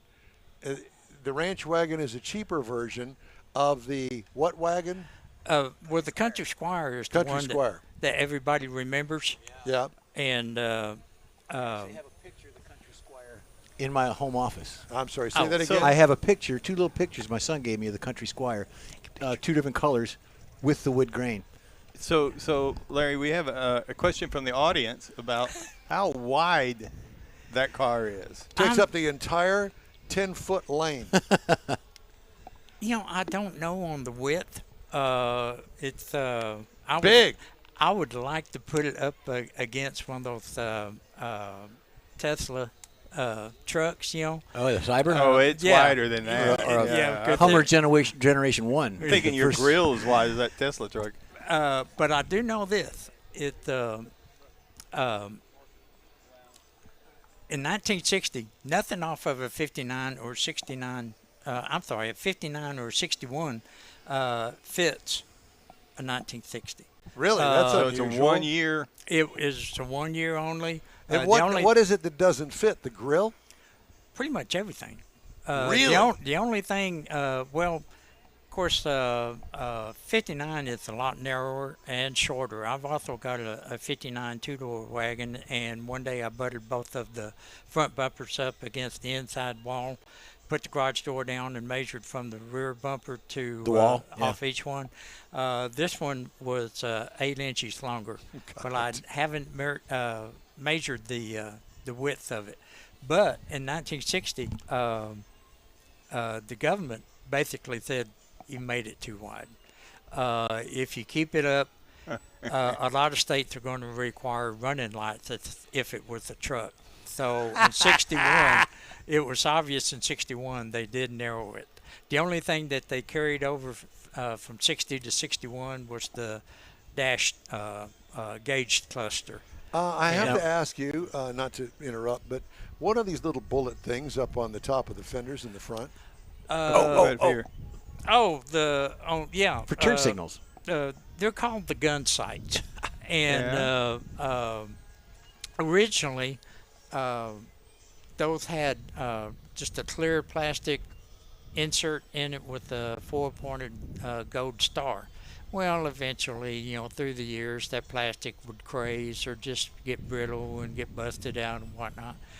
So when it come time when I first got the car, there was just nothing there except for a hollow ring, the outside ring. And when I first got it,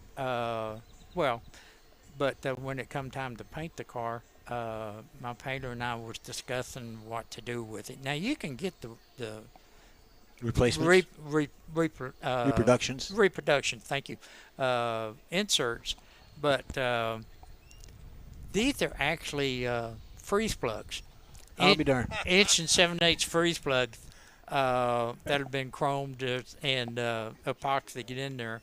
A lot of people think that they're peep mirrors, but they're so far out there, they're useless as a mirror. Well, but, you can tell they're because they're polished enough. I can see his reflection. There's in like there. $18 million worth of chrome on this car. Don, look down the side. If you could, Don, from my vantage point, that car is glass all the way from this front fender all the way back down. I know no windshield No wipers windshield either. wipers. Rain-X is my best friend sometimes. Don, if you open the door, it smells like a '63 wagon. But look at how wide the seats are. I mean, 3 adults could ride in that comfortably. 3, Yeah. 4. Well, yeah. actually, this is in 60. Other years too, but they That's had pretty cool. 6-passenger and 9-passenger. This one was originally a 9-passenger, meaning that it had the third rear seat. But whenever I got it, It was gone. It was gone. It was history. So, yeah. Actually, I was back on the gun sights on one of them. They didn't polish out the 1 7/8 that were stamped in it. You can still faintly see the 1 7/8. But yeah. So have you tried to find the back seat? Was the back seat the one that looked out the back? Yeah. It Yeah. did. Man, you see I what's in sure the would back? like to have that. Well, it wasn't that big a deal for me, and then I kind of liked having the cargo area back there too. For, And so yeah. And was it your idea to put the mirror to half sleepy eyes on it? It was. They were already the headlight covers. They were already on it whenever I bought it. Well, it's hard to actually even tell because there's so much Right. chrome on the front of it. I didn't notice it until you mentioned it, but it's obvious now. Yeah, Look. yeah. It's been lowered 3 inches all the way around. Does it need to be lowered? My God, the thing is a tank.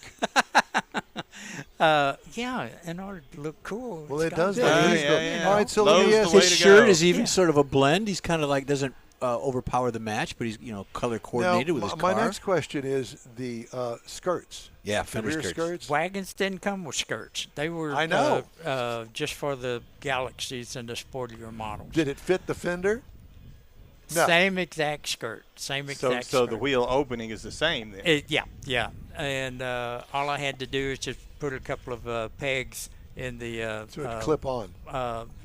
Now these skirts, they already still have the locking mechanism, The but slide. you had to have a couple of pegs in order to line them up and give them something to. The wheel- Otherwise, they would pivot on you. Yeah. The yeah. wheels, are those Detroit wheels? They make those in Detroit, don't they? That particular wheel? There's a These are company in act- Detroit. Yeah.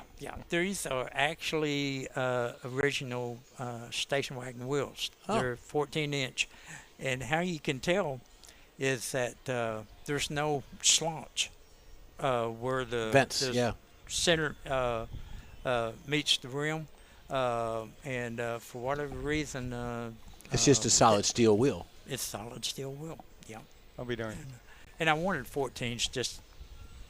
Because you wanted a those little wide bit whites lower. on there is what you wanted. Well, whenever I found it on eBay, it had American mags on it and black walls and big Yeah, and no, littles. this and, is too good. and it, I just, whenever I first saw the car, I thought, man, that thing needs some white walls. You Yeah, know? it does.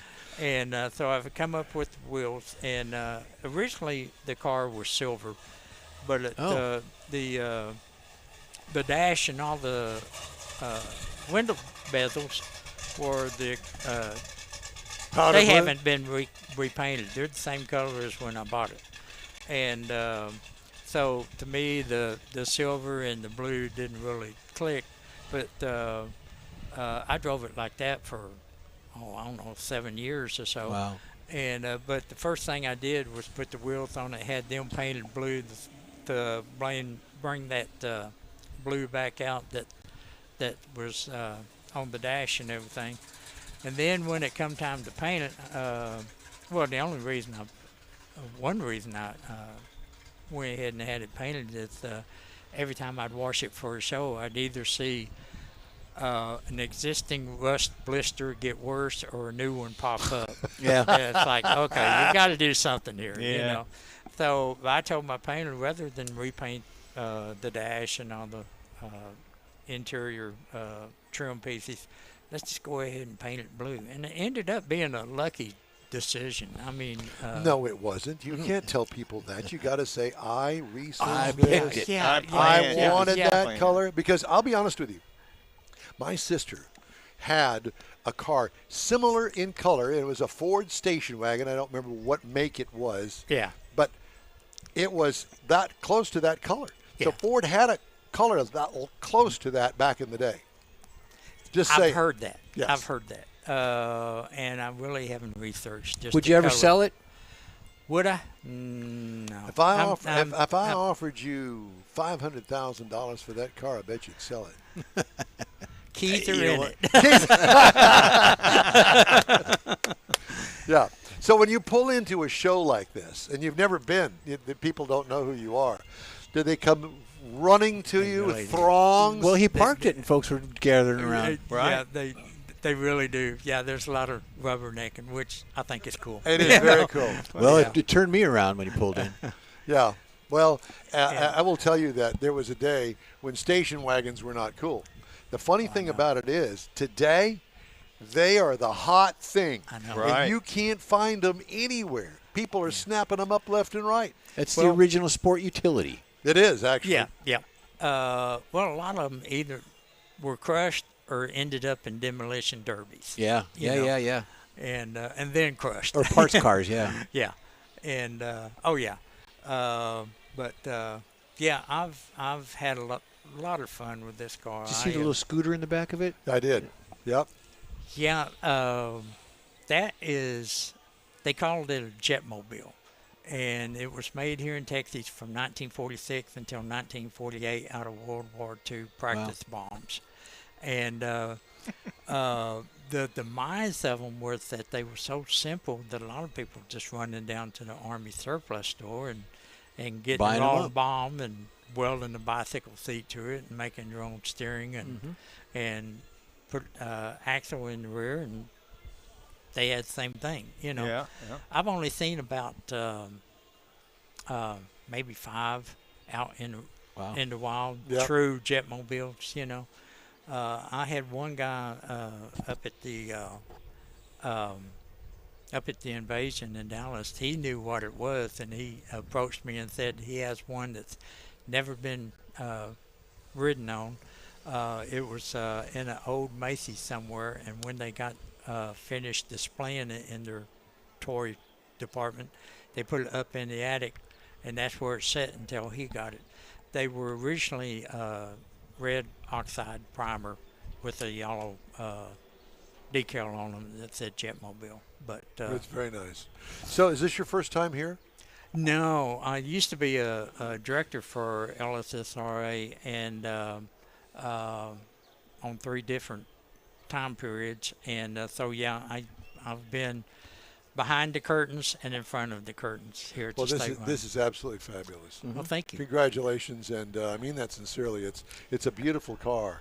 Oh, and it's the driver. I've driven it to California 4 times, And and how- Michigan twice. But and you've done such a good job with it. I mean, Well, really, because thank you. as you know, in this business, you can go any direction that you want, but to come up with something like this, the subtlety of it absolutely stands out. The striping is perfect, even the pinstriping on the hood. And I'm not a pinstriping guy, but it works for that car. That is not just a regular sign.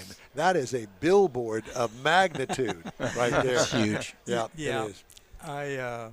How much does it weigh? Do you know? I don't know. A lot. Yeah. It depends on if it rolls across your foot. Or What has it got? About how big is a gas tank? 20 gallon? 20. Yeah. 20 gallons. Yeah. And And I'll bet it sucks it down just as good as it goes in. I get about 15. 15. That's Yeah. average. Yeah, average for today's cars. You Yeah. know, and so yeah. Well, Larry, it's great to talk to you. Thank you so much for letting us debut your car here Thanks on the for having in-wheel me tie. on. Yeah. This is Really going to be nice. one of those that people are going to go, ooh, I want to look at that. I'm going to Yeah. talk to the guy. Well, I'll need some help to back it back out. Okay. Because You of got all the it. crowd. I don't you know. know. Give us just a minute. I don't know if Mars, is he capable of doing that? I don't know if I trust him. I think but I whatever. should do it for him just in case. Yeah, no, I wouldn't. No? I wouldn't do it if All I right. were you. Yeah. Okay. You back it out, and I'll guide Give you. us a minute. We'll help you. Yeah. Give us a second here. Coming up, Jeff has the cruise in and events calendars, and I'll have the stories making headlines this week. Stay with us. The award-winning in-wheel time car talk show continues after this. The Tex-Mex dining experience is defined by Lupi Tortilla, your destination for Texas's best beef fajitas and frozen margaritas. Since 1983, Lupi Tortilla has served authentic and time-tested recipes made with the freshest ingredients.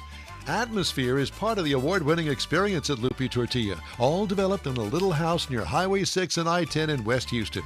Visit any of the Lupi Tortillas and you'll see the same attention to detail in each and every location. Start your Lupi experience with queso flammeado and guacamole, along with a classic frozen margarita. Dine on famous Lupi beef and chicken fajitas, or pepper shrimp brochette, or a fish or vegetarian entree, and finish with a scrumptious flan for dessert. Find Lupi Tortilla in Houston, College Station, Beaumont, Austin, San Antonio, and Dallas-Fort Worth. There's a Texas location near you. The recipes are authentic and time-tested. The ingredients always fresh.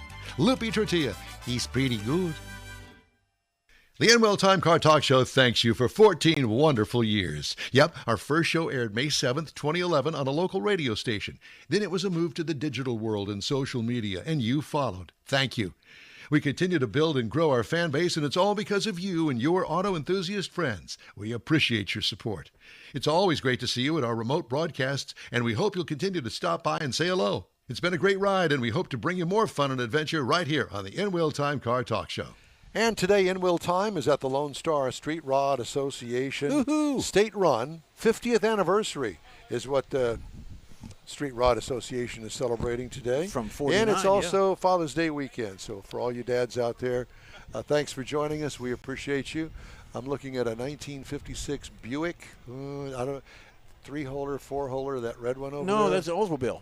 Is it? I think it looks like an Oldsmobile. Yeah. Okay. Buick is this many words. I think that's an Olds. Okay. Well, whatever the case may be, it's gorgeous. I like it. Yeah, beautiful. Different. Okay, time now for the cruise in and events calendars. We got a cruise in going on here. Yeah, well, you got a cruise in going on right now. If you're not here, you should be. Plan for next year for the 51st. It's great. There's a lot to do in the city. But next week, next Friday actually, is Biff Busby Hot Rod Cruise In. That's June 20th from 6 p.m. to 10 p.m. It is at 12702 Topperwine Road in San Antonio. We've talked about it before. There is a $5 admission, but you get a coupon that you can go to Biff's Busby's and get food substance. You get a hamburger or whatever the case for that. And then on the 21st to Saturday, you got Coffee and Cars mid-month with Gene Messer Ford. That is in Lubbock, Texas, in case you're out in the Panhandle. It's every third Saturday of the month. That's from 8 to 10. Then you got Pistons on the Square at Georgetown Historic Downtown on the 21st, which is a Saturday, and that goes from 8 to 10. Gathering of unique classic cars, muscles, all that good stuff, even motorcycles from 8 to 10 a.m. And then, of course, we've got Crosby Car and Truck Show, the 22nd, which is a Sunday. Crawfish Shack Restaurant is over there at 5822 FM 2100 in Crosby, I should say, not Crosby. Crosby, hosted by Mike's Jewelers and the Crawfish Shack, both the Crosby, Texas establishments there. Everything is donated to the Crosby Education Center. So do that. That's about it. All right. Mr. Mars put together a little feature called Driving Destinations. Yep. And guess what? We got them. Today, he's doing Granbury, Texas. And it looks as though you've got a guest. Are we going to intertwine the two? Well, I kind of thought this might be a nice lead-in. A lead-in? Lead-in. Okay. Segue. Okay, Yeah, well, segue. so by having her here now, you know you're going to get graded on all this. So you better make it right. Here you go. Driving Destinations, Mr. Mars. Speaking of segways, one of the things you can do that you may not have heard about yet, you can do a Segway tour of downtown Granbury. You know, it's easy. And the great thing about this, not only does it move fairly quickly, but you've got guides that's going to tell you all the historical tidbits and some of the stories. Historical. Theoretically. Even if you're a first-time Segway rider, they can make it work for you. And for the ladies, you can go find the Granbury Dollhouse Museum. Now, this is where you're going to find 6,000 dolls. You're not allowed down there. Well, my court order says I can't go down there. That's exactly right. I was going to let you go down there for me. Yeah, no. So the dolls are set up in miniature scenes with a lot of detail. And if you're really into the dolls, and particularly if you've got young ladies with you, children, that'd be a great place to take them to. Oh, my God. I think you need to go to the next item on your list. That's the Granbury Hike and Bike Trail to Hewlett Park. Now, this is an historic parkway that kind of goes and brings everybody to the park along the lake. Now, it's stroller friendly. It's got shaded areas on it. You've got some wildlife, and there's parks along the way that the kids can There's play. wildlife right here on the End Wheel Time Car Talk Show. All you got to do is get here. Now, across the highway from us, right here by the main thing, is the Granbury City Beach Park. Now, this is close to the downtown square, and it's across the highway kind of sort of from Hewlett Park. And it's right on the lake. It's got a place where you can build sand castles, picnics. You can go swimming, kayaks. All of that's out there and just right across the street from us. Then you can go, and this is one I thought was really interesting, the Acton State Historical Site. Did I say that correctly? And we went through Acton. We went through Acton. Yeah, we Yeah, did. well, There's an Acton Methodist Church across the street from the Acton Baptist Church. Which is down the street from the Acton Catholic Church. Are they all the same preacher? I think they're different, but, you know, we've got a lot of really faithful people here in town. Really? So So, lots yeah. of places for people to go. Okay. Did you see the cemetery? We did. That's a state historical site. You know what? I'm headed in that direction as quick as I can get there. Well, pay attention when you go by, because this is the smallest state historical site in the state of Texas, and this is where Elizabeth Crockett, wife of Davy's wife, is buried. Yeah. And they have a nice statue and a nice monument there, and they've got Davy Crockett, king of the wild frontier. we're not Born sure on what a he did with mountaintop his of money. Tennessee, He didn't spend them on greatest singing state lessons. in the land of the free. Sorry. So if you're a history buff, that's a good place to go. And also, the Ghost and Legends Night Tour. Now, this is where you can go on down through historic downtown after dark, which Don's not allowed to. Court order says he can't go down there after dark. And okay, it takes you around where you're going to find out about John Wilkes Booth and his connection to the town. Oh, What? boy, wow. Did not know that. Well, we have an expert here. We're going to ask him. All right. I'm not going to dwell on it. Also, if you're looking for something else to do that's kind of unique, the Brazos Drive-In Movie Theater. Yeah. Now, this is one of the last remaining operational drive-in movie theaters. Since 1952, this thing's been going on. Shows double features and families, and you can go out and sit in your lawn chairs with blankets. We did that in New Braunfels a year ago. On the Hot Rod Tour. It was really nice weather. You could sit out there. It was really nice. This ain't that. No. It was cold, if I remember. But it's hot now. So that's some few things that you can do in Granbury that might not be on their main tour list. Well, you know what? We're going to have to get the judgment from the judge over here on how well you did. So don't be bragging just yet, okay? Well, I may not be able to later. No, you might not. So you're going to be our guest at the top of the hour. Perfect. About 5 She's minutes. the spokesperson for Granbury this year. Tammy is out doing gallivanting around somewhere else. Family business. New Family Mexico. business. Okay. All right, so I got a couple of headlines I want to get to you. If I can find them. Yes. Here they are. Protesters destroyed 5 Waymo robo-taxis Oh, yeah, I saw that. amid political unrest in L.A. on June the 8th, prompting fresh questions about the role autonomous vehicles play during troublesome times. Video footage showed protesters spraying graffiti on the vehicles and smashing their windows and windshields. Black smoke filled the sky as demonstrators set the Waymos on fire. And they are Jaguar I-Pace electric vehicles upfitted with autonomous driving tech. Ablaze, according to multiple media reports. One person appeared to use a makeshift flamethrower to torch at least one of the vehicles, according to the Los Angeles Times. Waymo said June 9th it has suspended its autonomous ride-hailing service because they've run out of cars. It's not why, but I had made that Do you know how the Waymos got there? The protesters took the Waymo to the protest and then destroyed the car. Did they? I Yes. thought they called them up. Some they of them they took ordered them. Well, some of them took them there. You have to order them up because Yeah, there's, you no, order there's 'em no up. driver. Yeah, and Right, you jump yeah. in it and you say, I want to go to this particular I street. want to go you to get the out and you start intersection of protesting. Mars and Armstrong. And Yeah. Pick me up at Mars and Armstrong, And then when I'm you- going to firebomb you when you get and then when you get there, we're going to get out and set your car on Yeah. fire. there. Yeah. Amazing. Now to something completely different. Ram is bringing its vaunted Hemi back as an option on the 1500 pickup truck this summer after dropping it for the 2025 model year. The 5.7-liter Hemi V8 with mild hybrid e-torque technology will be offered on the 2026 Ram 1500.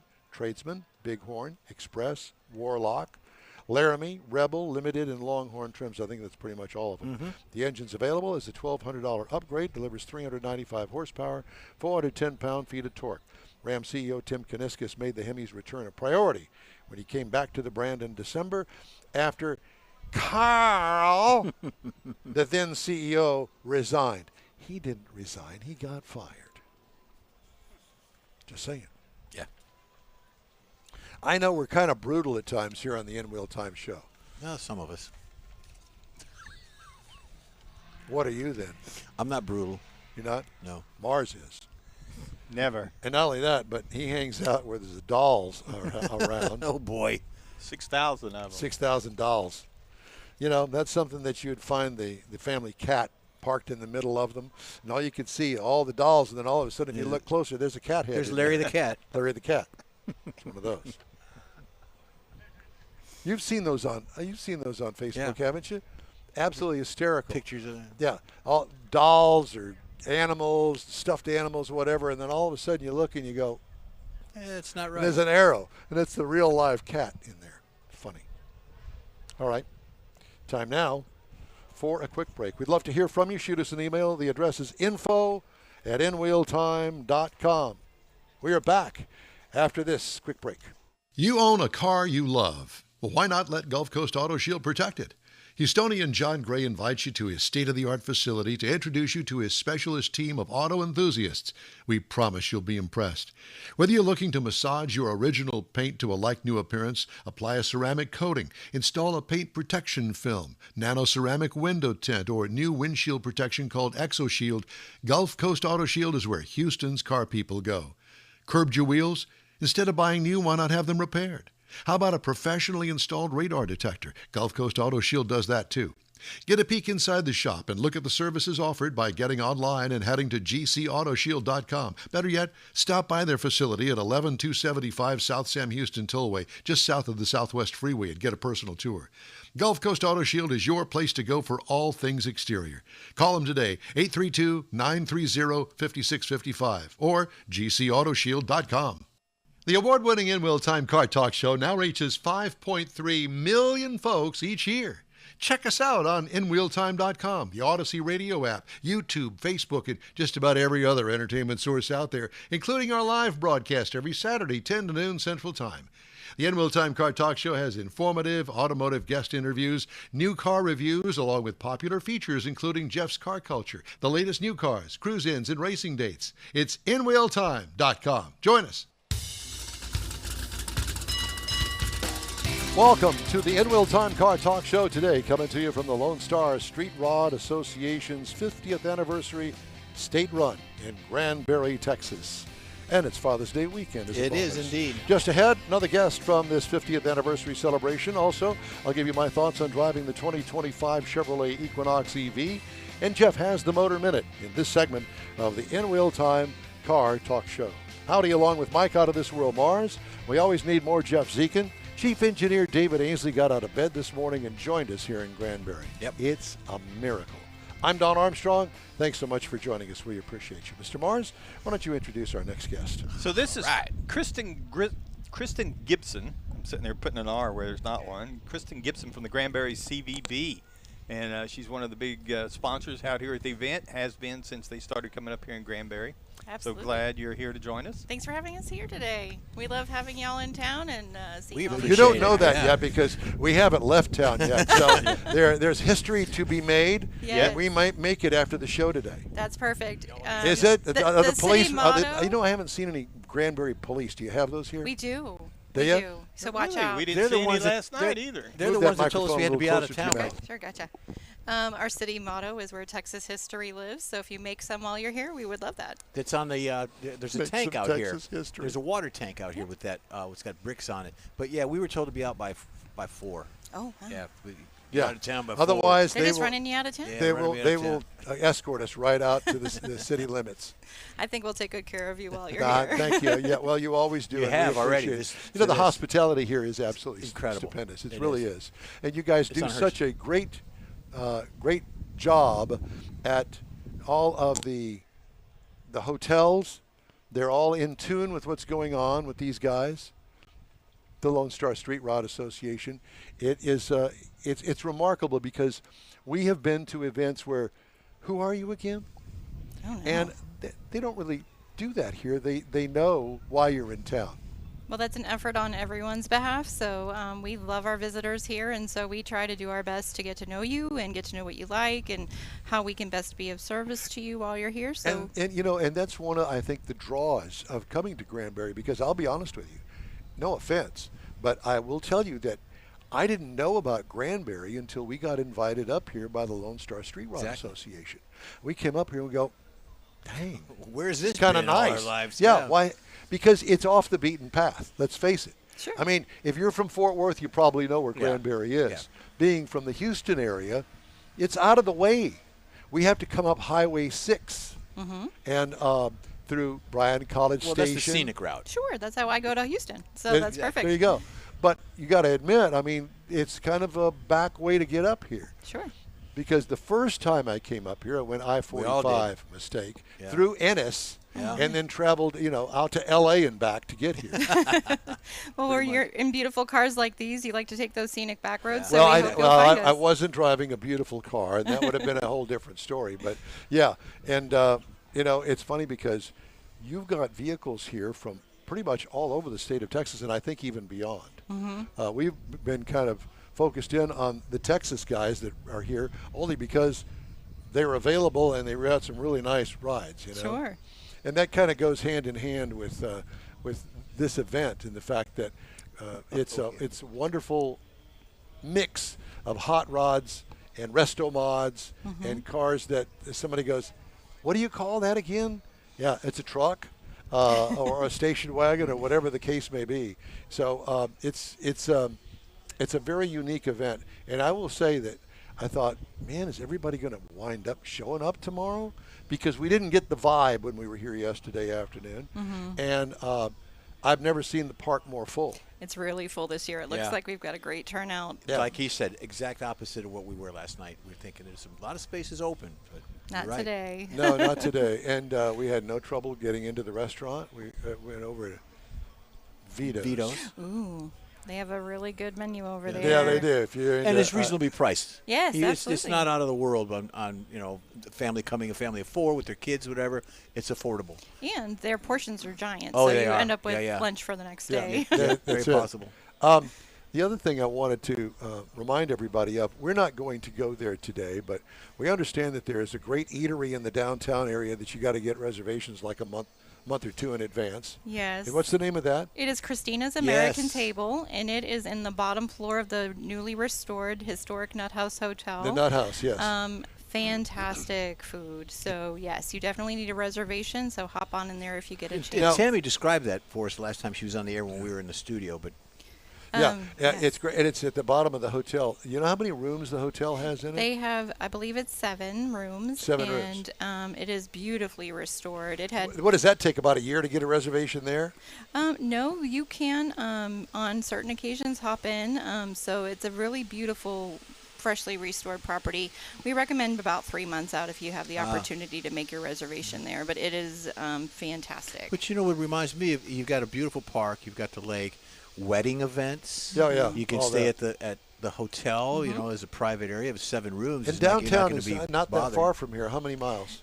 It's less than a mile. You can walk up and I walk up and down this Yeah. all the time. So it's a really, the way our city is situated is so fun because we've got the conference center here, the Hilton Garden Inn next door. Yep. We've got the trolley that runs for free on the weekends. So really, if it's not within a walkable space for you, you can just hop on the trolley for free on the weekends. Is that every weekend? Not Every just for not weekend. just for the tour, but it's Right. every weekend. Every How weekend. about that? That's pretty cool. Friday, I also Saturday, understand Sunday. that you guys have a fantastic Christmas holiday season. Ooh, we do. With all the lights and all that good stuff. Absolutely. It kicks off the day after Thanksgiving with our parade.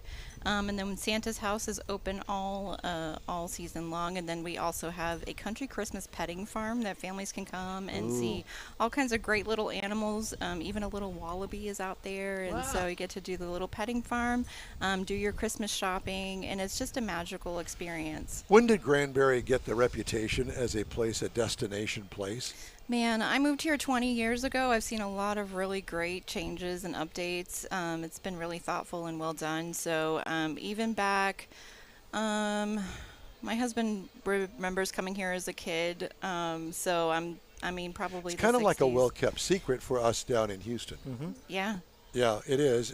And I would guess you probably pull from mainly the Fort Worth, Dallas areas. Yes, that's our biggest draw because Yeah. it's so close, and it's Yeah. once you hit a certain point, it's just kind of all the stress melts away, and you're in this beautiful. What is it?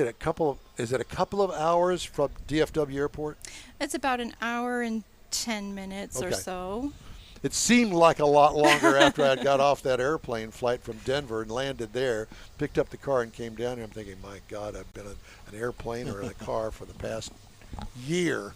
But if But you're it coming was. from Houston, it's about a 4-hour, Right. 4.5-hour drive, depending 3 on hours and traffic. 58 minutes. Woo! Yeah, Jeff Man, timed you it hit it down. good. Timed it. Yeah, and we had a couple of stops. Yeah, we did. One at Cefco Oh, and the yeah. other one at Buc-ee's. Oh, at Buc-ee's, of course. You have to stop there. Yeah.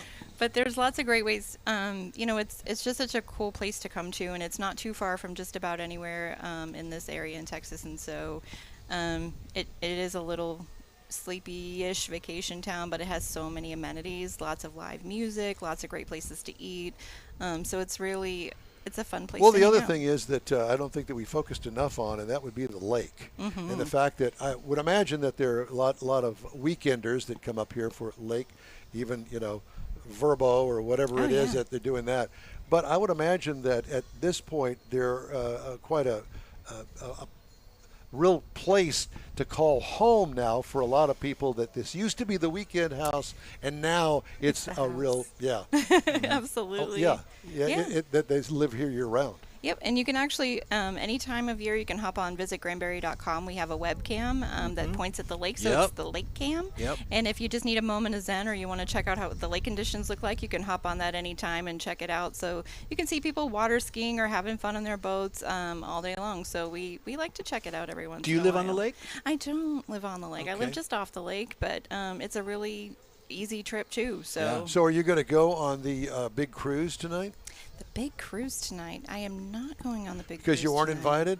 Well, Well, we're not in charge of anything, but we're inviting you to. Have you ever been on an old car cruise like this? I have not. You need to go. I do Seriously, need to go. you really do. And hitch a ride. Somebody will give you a ride and go on the. I think it's a 23-mile cruise. I don't remember. That sounds about They right. go- I wasn't About right. I exact- think it's around the lake, Yeah. so it'd be Something about like right. that. Yeah. Well, that's quite a ways around, so it'll be fun. But yeah, with all these hot rods all Oh, lined yeah. up and going through intersections, I know when we did the hot rod tour of Texas, there were certain towns that we had police escorts, and they'd block off the streets, and all the kids would come out and be a big parade. Yeah, But it was a moving parade, so once we were out of town, we're done. that's fun. That is fun. So I would encourage you to check that out if you've never done that. Absolutely will. I know these guys are planning to hit the road in a little while and head out to some of our assisted living facilities and Yep. greet some people. So that always puts a smile on everyone's face for sure. And so we love that part of this group because that is such You're a cool too young to know, but do you have the Munster coach here? I haven't seen it. You haven't seen it? You know what I'm talking about? I do know what you're Okay. talking Why about. would you bring that up? Seen it on reruns. I guess. and Grandpa's casket. That's okay. Yeah. Is it in there? No. No, We it's should go no, check it out. No, here. it's actually an actual vehicle, but it's a casket, and Grandpa sits at the back of the casket and drives it. I have seen that. I Yeah. actually have seen the Munsters, I promise. Yeah. Okay.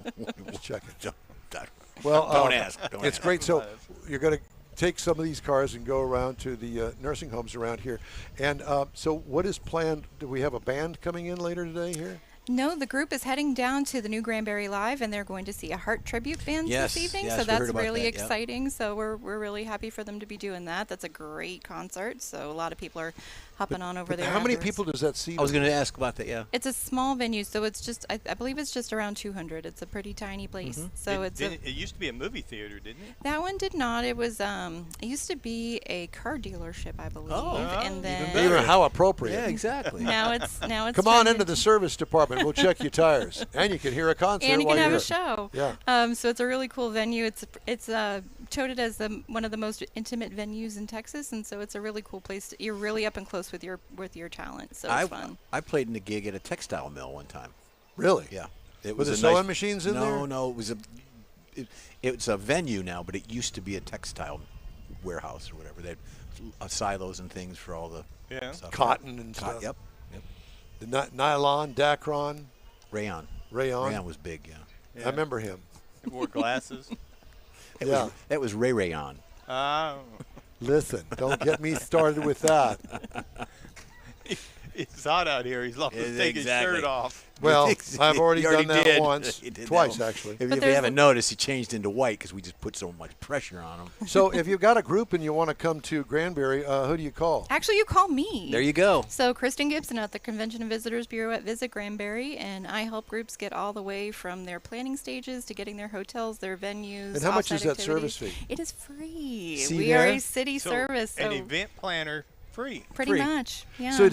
So you could plan weddings and stuff like that too? we assist the family in planning the wedding. We don't see, plan yeah, the wedding. yeah. Well, we're not assistant gonna is do good. that. But we'll do welcome bags like You we do for direct 'em to everybody where, here. yeah. We make connections with different places that they might need to know about, like some transportation services, different Dinner, restaurants. Vito's. Restaurants. Vito's. Isn't that a great place for groups to Try go? the veal. And how tip about, your waitress. La Familia? Oh, excellent. Is it La Is it? Familia or Mi Familia. Mi Familia. And it's fantastic. So we've got a lot of really great independently owned restaurants here in town. We've got some, staples that people know from all over. You got the a Popeyes country. up here? We don't have a Popeyes yet, but we do have a lot of chicken restaurants on 377. Yeah, you do. We There was went that to one. Babes. Was it Babes Chicken? Babes is right here. That on was the That's pig the one, place. yeah. That was the pig barbecue. Babes. No, it's where Get the staff sings every now. Like every 10 minutes, your server gets in a group with all the other servers and they sing a song. And if it's your birthday, they get you to do the chicken dance. It's Yeah, very that's- fun. Yeah. And they give you a big chicken hat. It's great. So always Okay, something so I fun guess going on. Popeyes is out of business right now. He had too much competition. Exactly. But How we've much fun? Got lots of great places to eat. And Well, I lots think that the interesting thing about it, this is a car-centric venue Yes. and city, and you welcome hot rodders to come up here, behave themselves, but clearly, Yes. this group, I think, pretty much behaves themselves. They sowed all them wild seeds a ways back. You understand what I'm saying? But this isn't obviously the Lone Star Street Rod Association come here every year. Yes. But next week it might be something else. Yes. And the week after something else. So we have over 40 events a year that There you happen go. here in Granbury. So 2 years ago, the legislature assigned us the title of the celebration capital of Texas because we do right. have so many great celebrations, and we love to embrace other people's celebrations and help them make them bigger. So as we mentioned earlier, the services we provide for events, we love to help people celebrate. So any way we can do that, we love to. You know, all I can think of is what would be a great destination for something like the with the Hot Rod Tour of Texas, is line up her here, and then coordinate all of this with another destination down the road. I don't know, Sealy, Belleville. Yeah, come up the north side, come up that. Yeah. Whatever. Coordinate them all so you can have overnight stops in each of these places just as a pass-through. Come up from have your little Victoria. car Yeah. show, right? Exactly. Stop by the drive-in movie theater, et cetera, et cetera. Great stuff. Lots of good times. You're welcome, and I Yeah, won't charge you just for that. connect it It'll be a up. trade. Because it is his free service that he allows. You connect us to other people who Yeah, will connect yeah. them back to you. I love that. Yeah, we do But too. we have a Corvette show that's fantastic here. We've got Who does the Corvette show? Let me so the write this Brazos down. River Corvette Club, they have a Corvette show in October, so they'll be with us again this year. We've had some really awesome shows here. He owns a Corvette. Oh, Does cool. the Corvette Club come to Hewlett Park? They actually go to the square and they set up around the square. Even it is better. jam-packed Yeah. full of Corvettes. It's a really fun day. So we really We need enjoy it. information so we can get him up there. Oh, we'll with get that. you up there, no Yeah. problem. Okay. Get him up there. Good. Now you know somebody who knows something, so we'll Yeah. get you connected in. I love it. Love it too. We'll take Kristen, care of it. thank you so much. Absolutely. We appreciate you. Thank we you. are so grateful to have you here and hope that we'll see you again next year. And I hope Tammy's watching. If she is, so hello, We'll Tammy. give her a big Yeah. hello. Hey, Tammy. Tammy. Just ahead, a review of the 2025 Chevrolet Equinox EV and Jeff's Motor Minute after a quick break here on the In Wheel Time Car Talk Show. The Tex-Mex dining experience is defined by Lupi Tortilla, your destination for Texas's best beef fajitas and frozen margaritas. Since 1983, Lupi Tortilla has served authentic and time-tested recipes made with the freshest ingredients. Atmosphere is part of the award-winning experience at Lupi Tortilla, all developed in a little house near Highway 6 and I-10 in West Houston. Visit any of the Lupi Tortillas and you'll see the same attention to detail in each and every location. Start your Lupi experience with queso flameado and guacamole, along with a classic frozen margarita. Dine on famous Lupi beef and chicken fajitas, or pepper shrimp brochette, or a fish or vegetarian entree, and finish with a scrumptious flan for dessert. Find Lupi Tortilla in Houston, College Station, Beaumont, Austin, San Antonio, and Dallas-Fort Worth. There's a Texas location near you. The recipes are authentic and time-tested. The ingredients always fresh. Lupi Tortilla, he's pretty good. The In-Wheel Time Car Talk Show thanks you for 14 wonderful years. Yep, our first show aired May 7th, 2011 on a local radio station. Then it was a move to the digital world and social media, and you followed. Thank you. We continue to build and grow our fan base, and it's all because of you and your auto enthusiast friends. We appreciate your support. It's always great to see you at our remote broadcasts, and we hope you'll continue to stop by and say hello. It's been a great ride, and we hope to bring you more fun and adventure right here on the In-Wheel Time Car Talk Show. Hi, and thank you. I want to remind you that next week we'll be back inside the Sugar Shack studios with more automotive insider guests and our regular features, including Guess the Sold Car Price, our story of the week, recalls, etc., etc., etc. Or, as somebody once said, etc., etc., etc. Are you yelling at? Huh? Yeah, it's me. Sorry, I apologize. I was trying to get his attention. So all that's coming up on our regular live show next Saturday, 10 to noon Central Time at In Wheel Time, YouTube, and Facebook. Time now for Jeff's Motor Minute. You betcha. Now, we often do this when we get them. We don't get them that often. We like them more to happen, but we've got some new subscribers. They subscribe to In Wheel Time Car Talk Show, and if you want to send us a note or whatever, communicate with us. Who's a subscriber? We're getting there. So it's just information that we can share with you. You've got Eunice McGlynn. She sent us, or I believe it's a she, might be a he, new subscriber to In Wheel Time. And then we've got Rube Winter, who is also a subscriber. I'm not pronouncing that right, so I apologize to you. But thank you for being a subscriber. So we're going to get that done. Now, if we get so many of them, Mike will come to your house and make you breakfast or cut your lawn or something. So we'll do that in a drawing. I don't know if you want him to make your breakfast. Well, that could be. So another Not thing after what he ate this morning. The other thing that we're going to talk about a little bit in this minute is the truth about NASCAR and their Prime Video venture. Amazon Prime streams the NASCAR Cup Series, average of 2.27 million viewers through these last 3 races. That's all. It's down 21% from last year's 3 equivalent races on regular TV, which is a 2.88 million view. So the viewership took a hit. Prime Video lit up where it matters most and posting 32% spike among the 18 to 34-year-olds, which was 11% gain. 18 to 49-year bracket was a 21%, which is a bump. But in the 25 to 54-year-olds, kind of went down. So that's the give and take of it. However, audiences 55-plus dropped 40%, resulting in an overall viewership decline of 21% because they're on the Prime Video service. They're not on a regular Fox or CW or NBC. They're going to these subscriptions, and it's starting to hurt them. Don't know if it was a good idea, but I'm sure they'll work it out. So as the TV streaming debate rages on, one of the most fans of this is Dale Earnhardt because he's on the program. So he's and actually he does a very good job, I thought. He does. He does a very, very good job.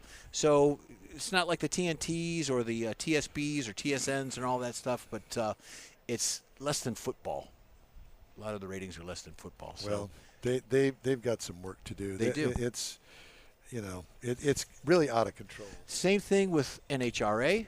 They go and, NHRA is a little bit different. It's kind of same but different because they'll say a live broadcast of the finals, and it was like 6 hours ago on some obscure channel. So their channel. Yeah. Yeah, I don't buy Crazy. into that, and I'm not subscribing to the NHRA.com thing. No, so not doing that's that not either. going to happen because they're going to charge me, $150 to watch the races. And guess what? No. We love it. I mean, I love watching it. We've got, Erica Enders is a friend of the show. We're a fan of hers. We know the family. We've got, Antron Brown is a frequent guest, but it's not them that's doing it. It's the NHRA organization. So that's. Have you seen all the brouhaha with her team? Yeah, and the what was it? I just forgot what it was. It was about a valve stem. They put double valve stems on the. No, it was a double valve stem, and they said you can't do that. Well, it's only because it's got a liner. Yeah, in it. And they said you can't run a liner. But they did it. They asked permission. They said, well, yeah, I guess so. And then when it came to the bottom line, they said they disqualified the run. Cheaters. Yeah. They're all the whole thing is a big cheating I think thing. the officials, one official's got all the power, and the other one thinks they've got all the power, and another one thinks they got all the power, and none of them have the power. I say power to the people. Power to what the do people. You say? I think we should do it. All right. Time now for this hour's car review.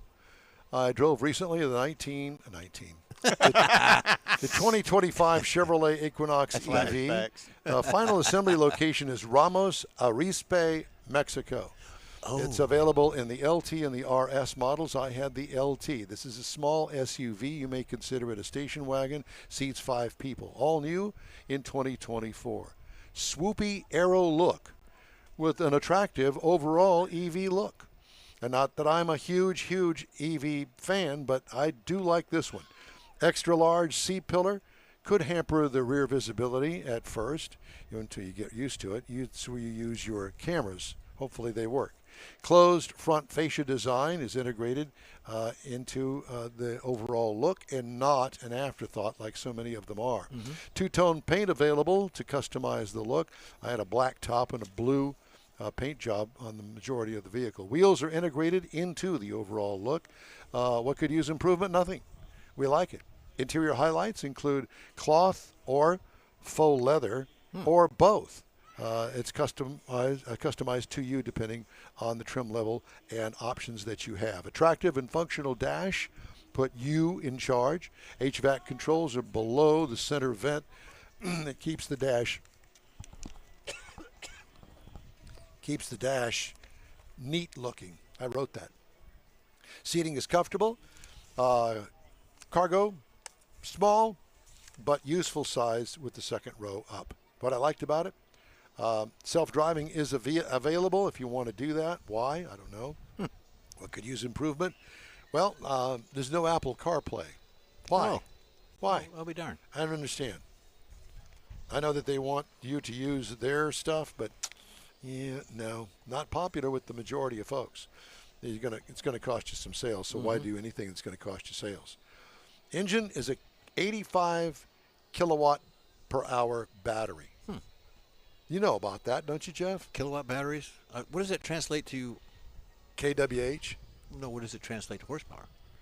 213 horsepower. Okay. 236 pound-feet of That's not torque. It is fast charge capable. I thought they all were, apparently not. Transmission, front-wheel drive, it's direct drive. Tow rating, $1,500, so if you want to go get you a little dirt trailer and tow it behind there, you can do that. Miles per gallon. Well, it's not gallon. Kilowatt hours. City is 117, highway for 100, combined for 109. We use 3.2 kilowatt hours over 235.1 miles. Does that mean anything to you, Mars? Not a Please, thing. please explain it to us, because I don't get it either. What I liked about it, the 319-mile range. And how did I do with that? Here's what I did. I went back and forth to work. Went to work. I had an 85% charge left. I plugged it in at work. Stayed there for 8 hours. Unplugged it, 100% charge. Wow. Took it home, 85% left. Plugged it in. Next morning I get to go to work. Great. 100%. So at work it's a 110? Yeah, 110. Right. No fast charge. No level 2.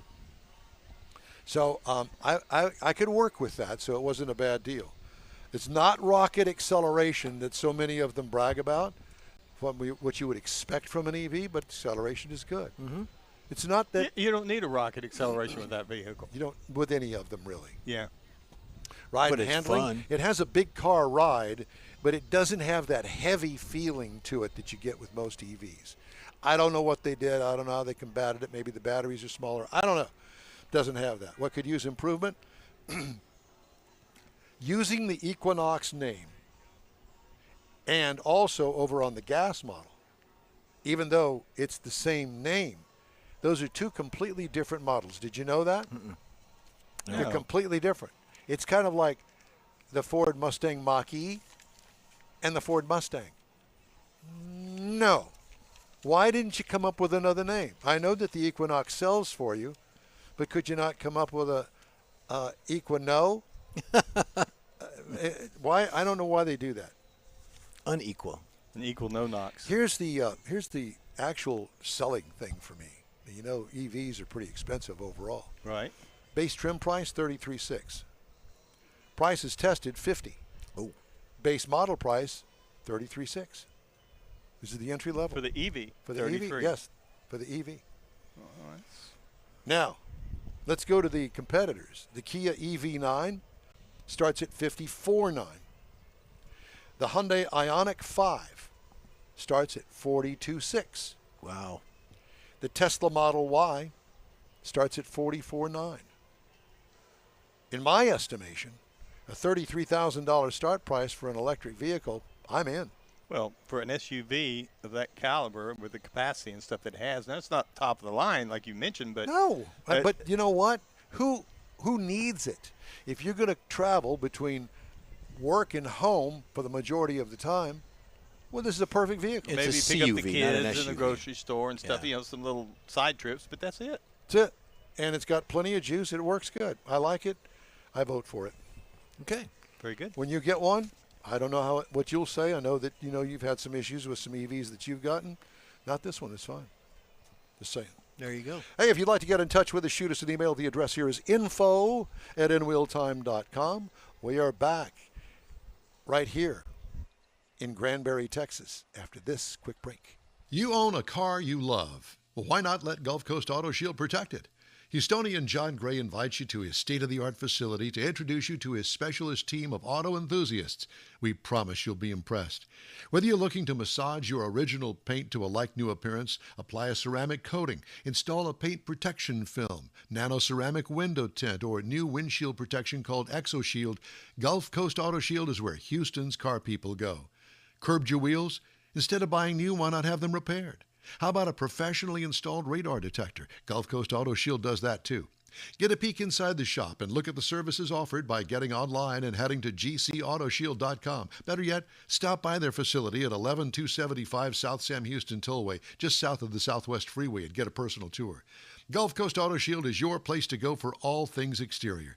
Call them today, 832-930-5655 or gcautoshield.com. Okay. The award-winning In Wheel Time Car Talk Show now reaches 5.3 million folks each year. Check us out on InWheelTime.com, the Odyssey Radio app, YouTube, Facebook, and just about every other entertainment source out there, including our live broadcast every Saturday, 10 to noon Central Time. The In Wheel Time Car Talk Show has informative automotive guest interviews, new car reviews, along with popular features including Jeff's Car Culture, the latest new cars, cruise-ins, and racing dates. It's InWheelTime.com. Join us. From the Lone Star Street Rod Association State Run in There's the man. Granbury, Texas. There's the man right this there. is your place for all things automotive, the award-winning In Wheel Time Car Talk Show. Coming up, another hot water from this weekend's event. Later, Jeff has the racing calendar. Mars has This Week in Auto History. I'll get you caught up on the stories making automotive news headlines. We've missed one feature today, and I am going to get to it. Okay. You know what it is? This Week in Auto History. No. Sold No, Car it hasn't Roundup. come up Well, yet. Sold Car Roundup, and we're going to get that in this segment. So I promise you're going to do that. Okay. It's important. All right. Thanks for joining us today, along with Mike Out of This World Mars. We always need more Jeff Seekin. Chief Engineer David Ainsley is here with us, keeping us on the air, we hope. I'm Don Armstrong. Glad you could join us. Who's our next guest, Mr. Mars? You know, No, I don't. we have this beautiful orange 1932 Ford Coupe sitting here. Yes? And it is owned by Scott Ingram. Now, not only does he own this beautiful car, but he was one of the original 7 founders of the Lone Star Street Oh, Rod my Association. God. Very He's cool. old like us. Exactly. Scott, Yeah. how are we still around? I mean, I don't know about you, but I quit eating junk food. I don't drink Cokes anymore. I'm trying to take care of myself. I got things to do. do you drink whiskey? Nope. Drink Gave it beer? all up. Gave it all up. Gave it all up. Chase wild women. I have too much fun living. Yeah? Yeah. I fly. I drive old timey cars. I race cars. I race a dragster with a flathead. I fly old timey airplanes. Fly helicopters. I don't have time to drink. I don't want to We- get high drinking. We want to man. be you. Yeah. Well, So he looks this way. Ladies and gentlemen, this man's 110. He looks like he's Yeah. 70. yeah, that's it. Yeah, Have I got it? close. Just turned 78. There you go. Yeah. Well, congratulations. And still, like I say, driving a nitro fuel front engine dragster, not a cheating one with the engine in the back. Front engine, so you can't Old see out school. of it. Yeah, Yeah. old school. Yeah. I like it. So how old is that car? Not to get sidetracked here. Oh, but it was a 59 chassis we rebuilt about 15, 20 years ago. Yeah. And started with a smaller flathead and worked our way up and into nitro and, Still a flathead. Oh, hell yeah. Yeah. Only thing left is Ford in it. Yeah. what's the compression ratio on that with the Very little because it's got a blower with overdrive. yeah. Yeah. And so But so what's the compression ratio inside that cylinder? no clue. No Especially when you got nitro on it. Well, I know. Yeah. I just all I can think of is pushing out head gaskets. Yeah, well, it's we have a quick way to change gaskets, and I have custom-built gaskets for it because regular ones, store-bought, will not work in it. Well, no, because Yeah. I mean it's too much cylinder pressure. And it's a flathead started out as 221 inches, and then 239s, and then Mercs were 255s. Well, this one used to be 296, was large for a flathead. And then 304 was a number. Well, this one is a 317-inch flathead. Dang.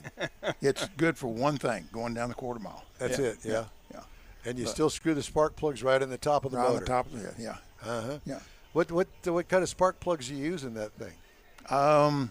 Using Champions? I was using H10s for the longest time, and I hate to say it, but NGKs seem to last longer. Yeah. Yeah. How often do you have to change those things? Oh, every few runs. Yeah.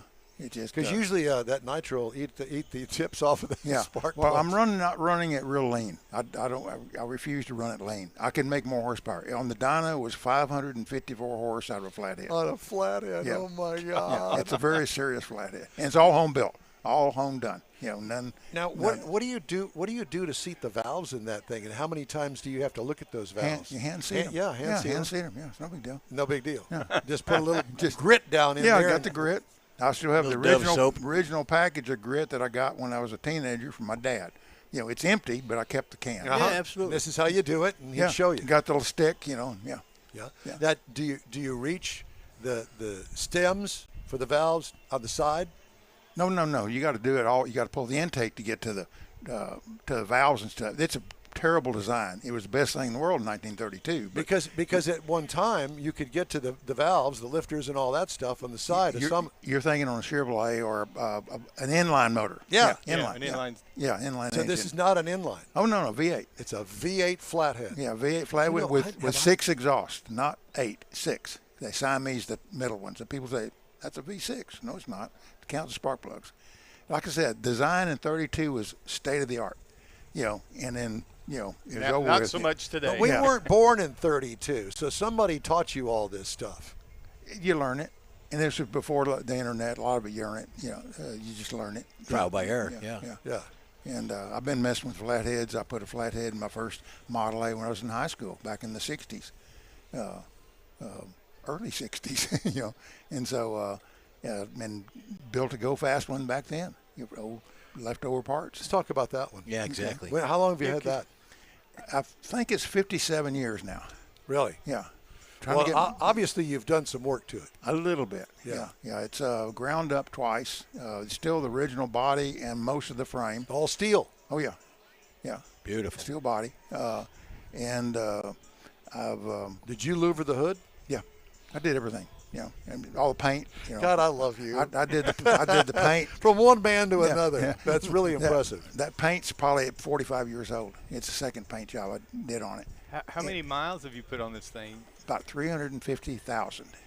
Really? So you drive it. I've been coast to coast, border to border. I've been into Canada, and I went down to Mexico. When you're going across the bridge, there's a sign in the middle that says, entering Mexico. I did 180 and drove back out. That's a good move. Yeah.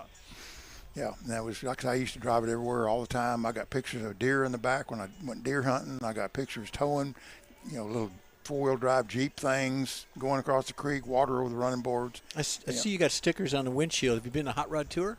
Rod Tour Texas? No. Oh, you should check that one out. Yeah. Where are you from?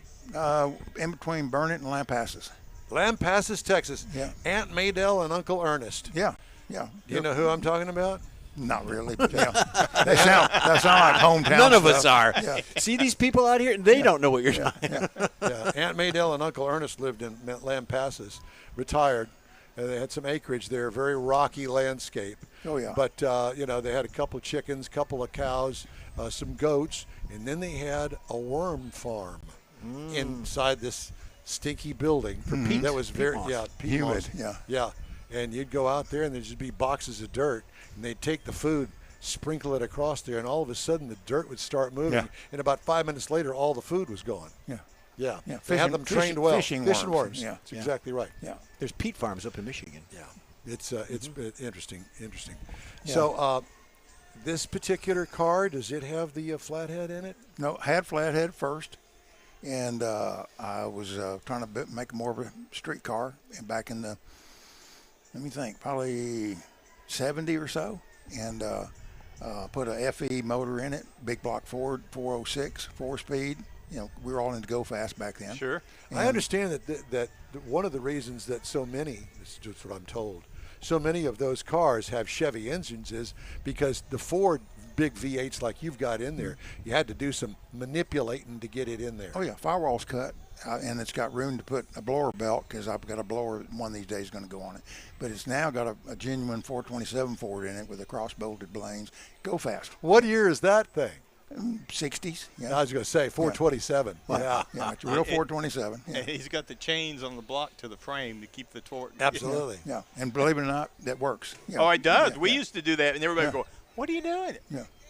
Trust me, it works. Yeah. Trying to get it not to pop out of the hood. when Yeah. you Yeah. give it some- give it Well, I some would gas. tell people it's keep somebody from stealing it. There you go. That too. Yeah, yeah. Wow. But no, it's just been a wonderful car. Like I said, I had that in a welding rig, and I drove it everywhere. Back then, nobody used their cars. I used it for everything. Sort of make a point. Absolutely. And I made the first 32 nationals in a row in SRA Nats. I went the first one in Peoria in a Model A with a Chrysler in it. Peoria, Illinois. Yeah. Illinois, up there. Illinois, yeah. Yeah. And but that was like in 1970 was unheard of. Nobody went past their city limits. Yeah. And they read about this thing called Street Rod Nationals. They're going to try and rod and custom. Well, I'm going to go. And so I tried to get another person to bring another car. They wouldn't go. And then I drove up there, and a buddy of mine, we had $100 a piece. We did the whole trip with it. I left the top at home, fenderless, running slicks. God.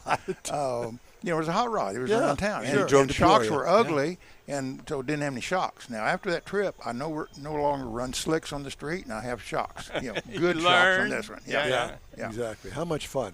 You've had more fun in that car than a barrel of monkeys. It's A unbelievable. lot of people. And I've towed I've got another 32 with a blown flathead. I've towed it, flat towed it behind this when we were racing it. I came to the 32nd one of these things, towing it, 32, towing a 32, to the 32nd LSSRA Exactly, thing. makes sense, yeah. But isn't it really in the run of the whole thing? Isn't it really about the people that you just? Oh yeah, I've lo- got people here I've talked to in the last, yesterday and today that, I've known them for 50 years. Yeah. It's always good to get together with the old hot rodders and tell lies. Yeah. And now we know you. Yeah, there you go. Yeah. There you go. So somebody said to ask you how much you paid for the original car that you started. It was a lot of money. It's $195. Oh, my $195. Yeah. And like I say, part of the frame is still there, and the body, main part of the body is still there. So this is a family member that you'd never get rid of. Oh yeah. I'll give it away before I sell it. Okay. Yeah. It's not for sale. Well, I'm looking for an orange 32, so. Well, Scott, it's great to talk to you. Oh, cool. Really appreciate you bringing You the bet. car by Yeah. for us to see, and hopefully we'll see you again in the Cool. near future. Yeah. Well, I'll be around. I'm not done. Thank you so much. Okay. That's right. Take care. Thank you. Thank Just you, ahead, sir. Jeff has the Okay. racing calendar. Mars has This Week in Auto History. I'll bring you auto news headlines, and I think that we're going to try to squeeze in this week's sold car roundup. It's all coming up here on the In Wheel Time Car Talk Show after this break. The Tex-Mex dining experience is defined by Lupi Tortilla, your destination for Texas's best beef fajitas and frozen margaritas. Since 1983, Lupi Tortilla has served authentic and time-tested recipes made with the freshest ingredients. Atmosphere is part of the award-winning experience at Lupi Tortilla, all developed in a little house near Highway 6 and I-10 in West Houston.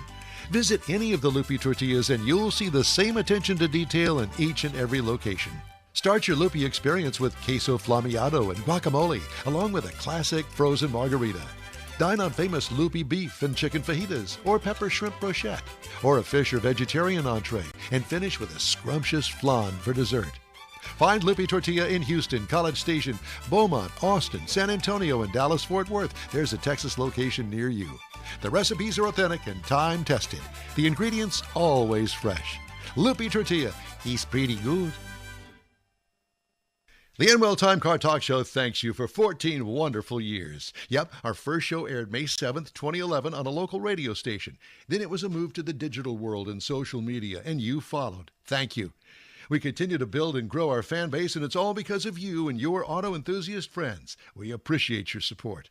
It's always great to see you at our remote broadcasts, and we hope you'll continue to stop by and say hello. It's been a great ride, and we hope to bring you more fun and adventure right here on the In Wheel Time Car Talk Show. Hey, welcome back to In Wheel Time. You're invited to join our live broadcast every Saturday, 10 to noon Central on InWheelTime.com, Facebook, and YouTube.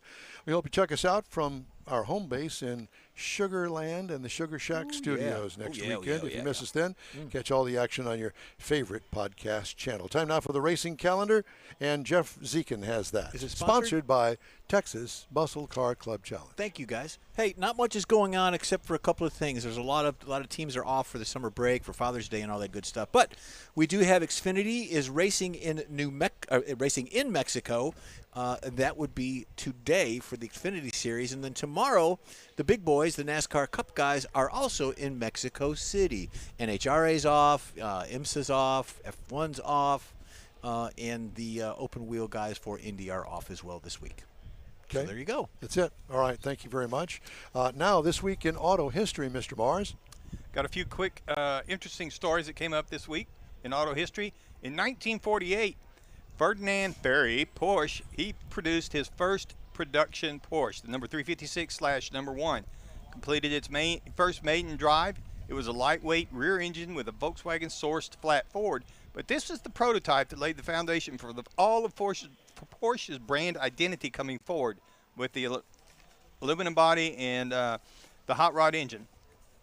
Also this week in 1934, Donald Healey wins the Alpine Trial. Now this guy is a British engineer and a rally driver, and he won the International Alpine Driving and Invicta. Now this is a grueling mountain rally that takes a lot of nerve on the driver's part to be able to go across the rough terrain. Now what makes this is because this is Healey that goes on to become part of the Austin Healey line. He is the Healey in that.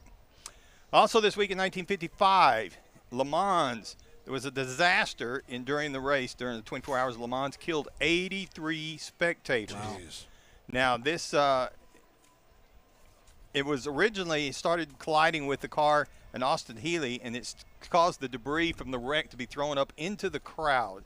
And it led to a lot of reforms in car construction and crowd control at the races. Also this week in 1970, Porsche wins the first 24-hour Le Mans that it ever won. So it goes on to win a lot more. But the interesting thing about this, it was a rain-soaked race.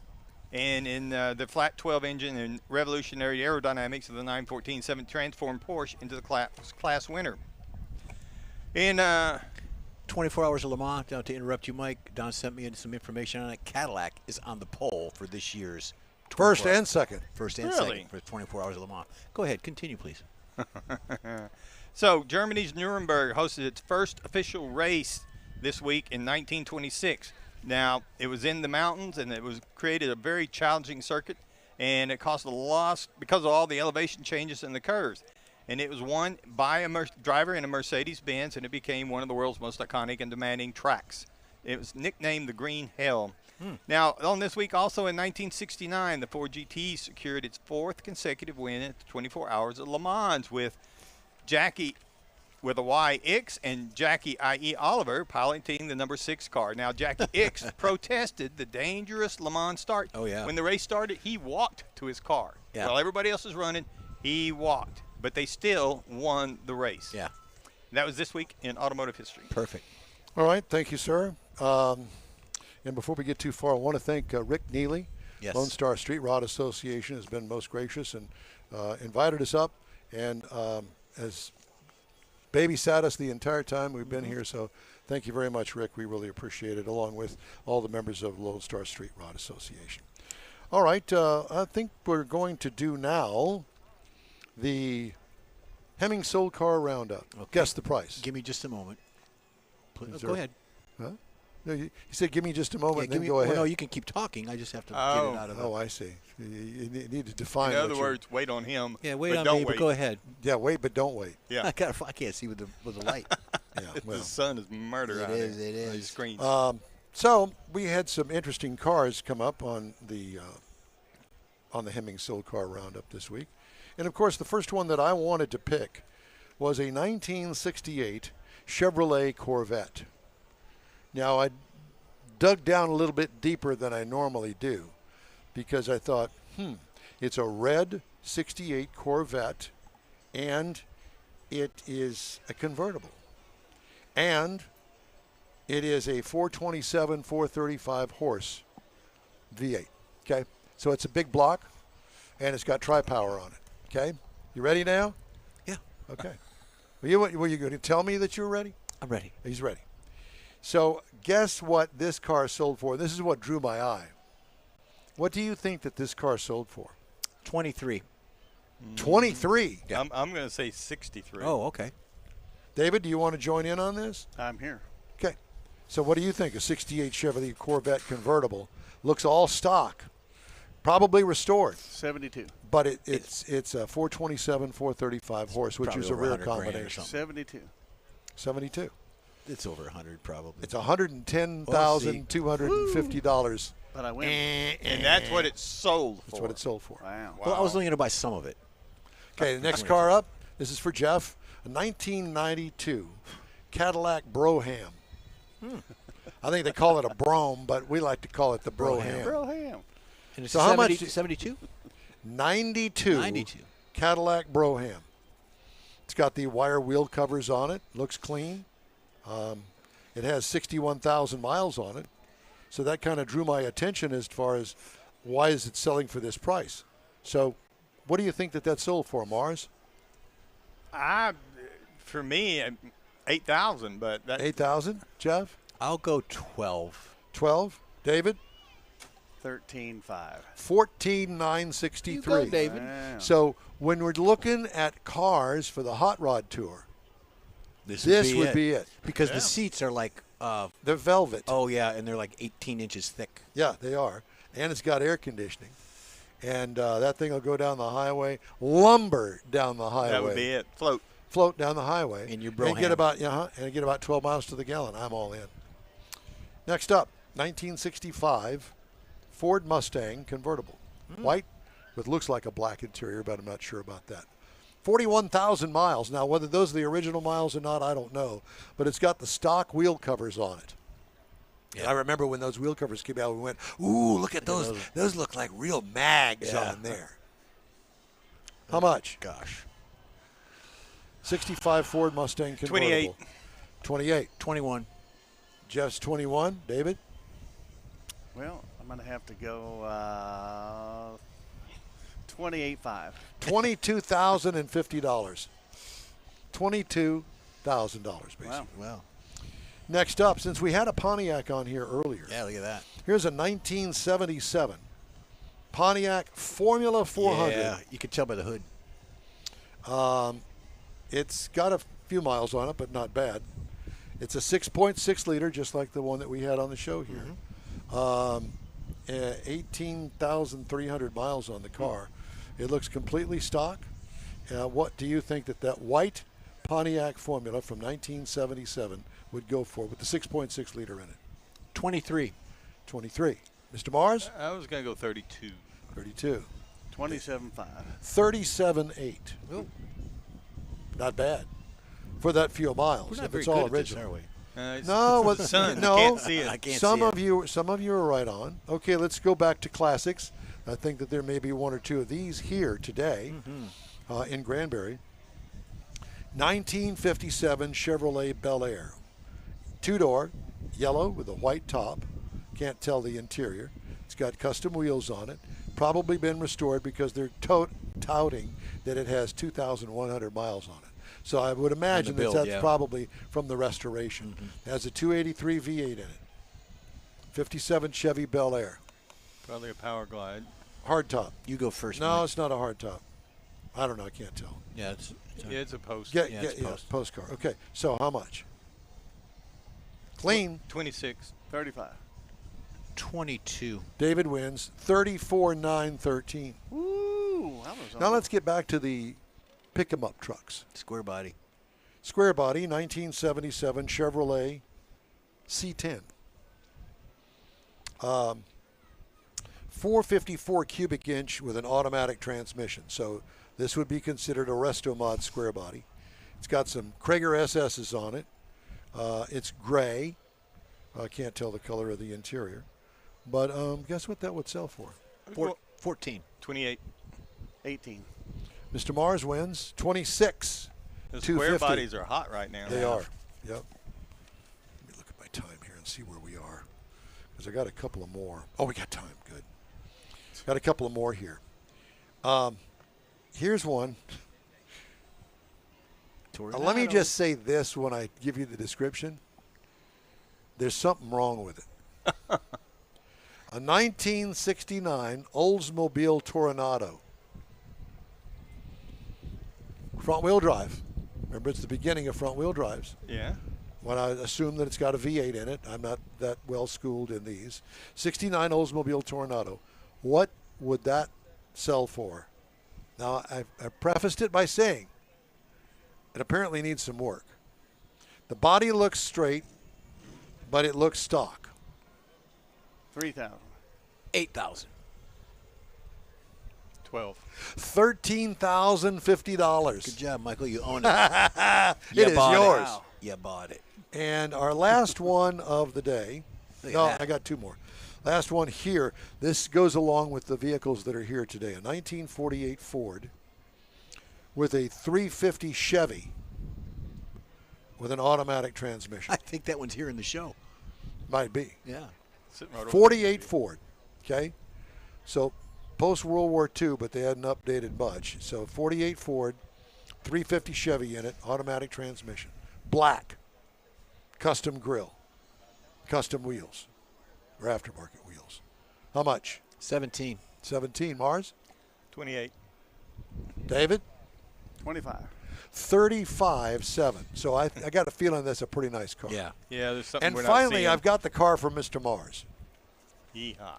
Oh, look at that. This is a I could see it. 1958 Messerschmitt. Oh, yeah. Do you know what a Messerschmitt yeah, is? yeah. It's we saw one at an auction Yeah. several years ago. This one here has the optional clear bubble top on Yeah. it. It is a two-door freak of nature. A 50. I kid you not. I'm going to cover up the price. There it is right there. Can you see it now? Yeah. It's a little three-wheeler, isn't it? Uh-huh. Well, I think it may have four, but the two back ones are close together. Oh. Anyway, whatever. It's a dually. What is the money? The money that Marks? I would do 12,000 Deutschmarks. 6,000. 15.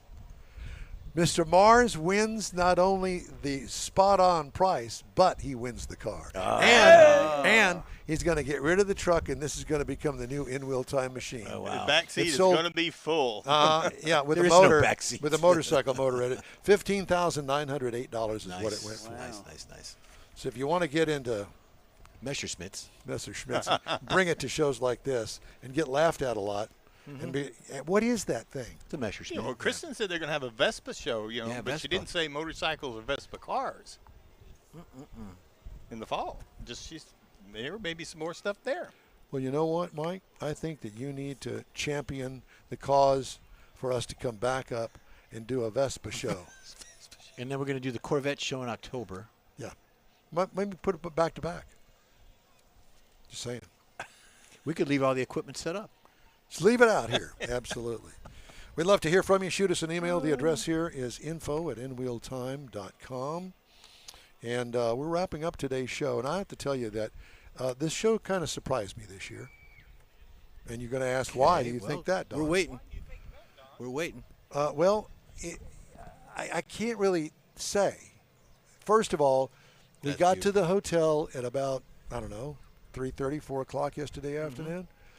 And there weren't a whole lot of people. Weren't a whole lot of cars in the parking lot.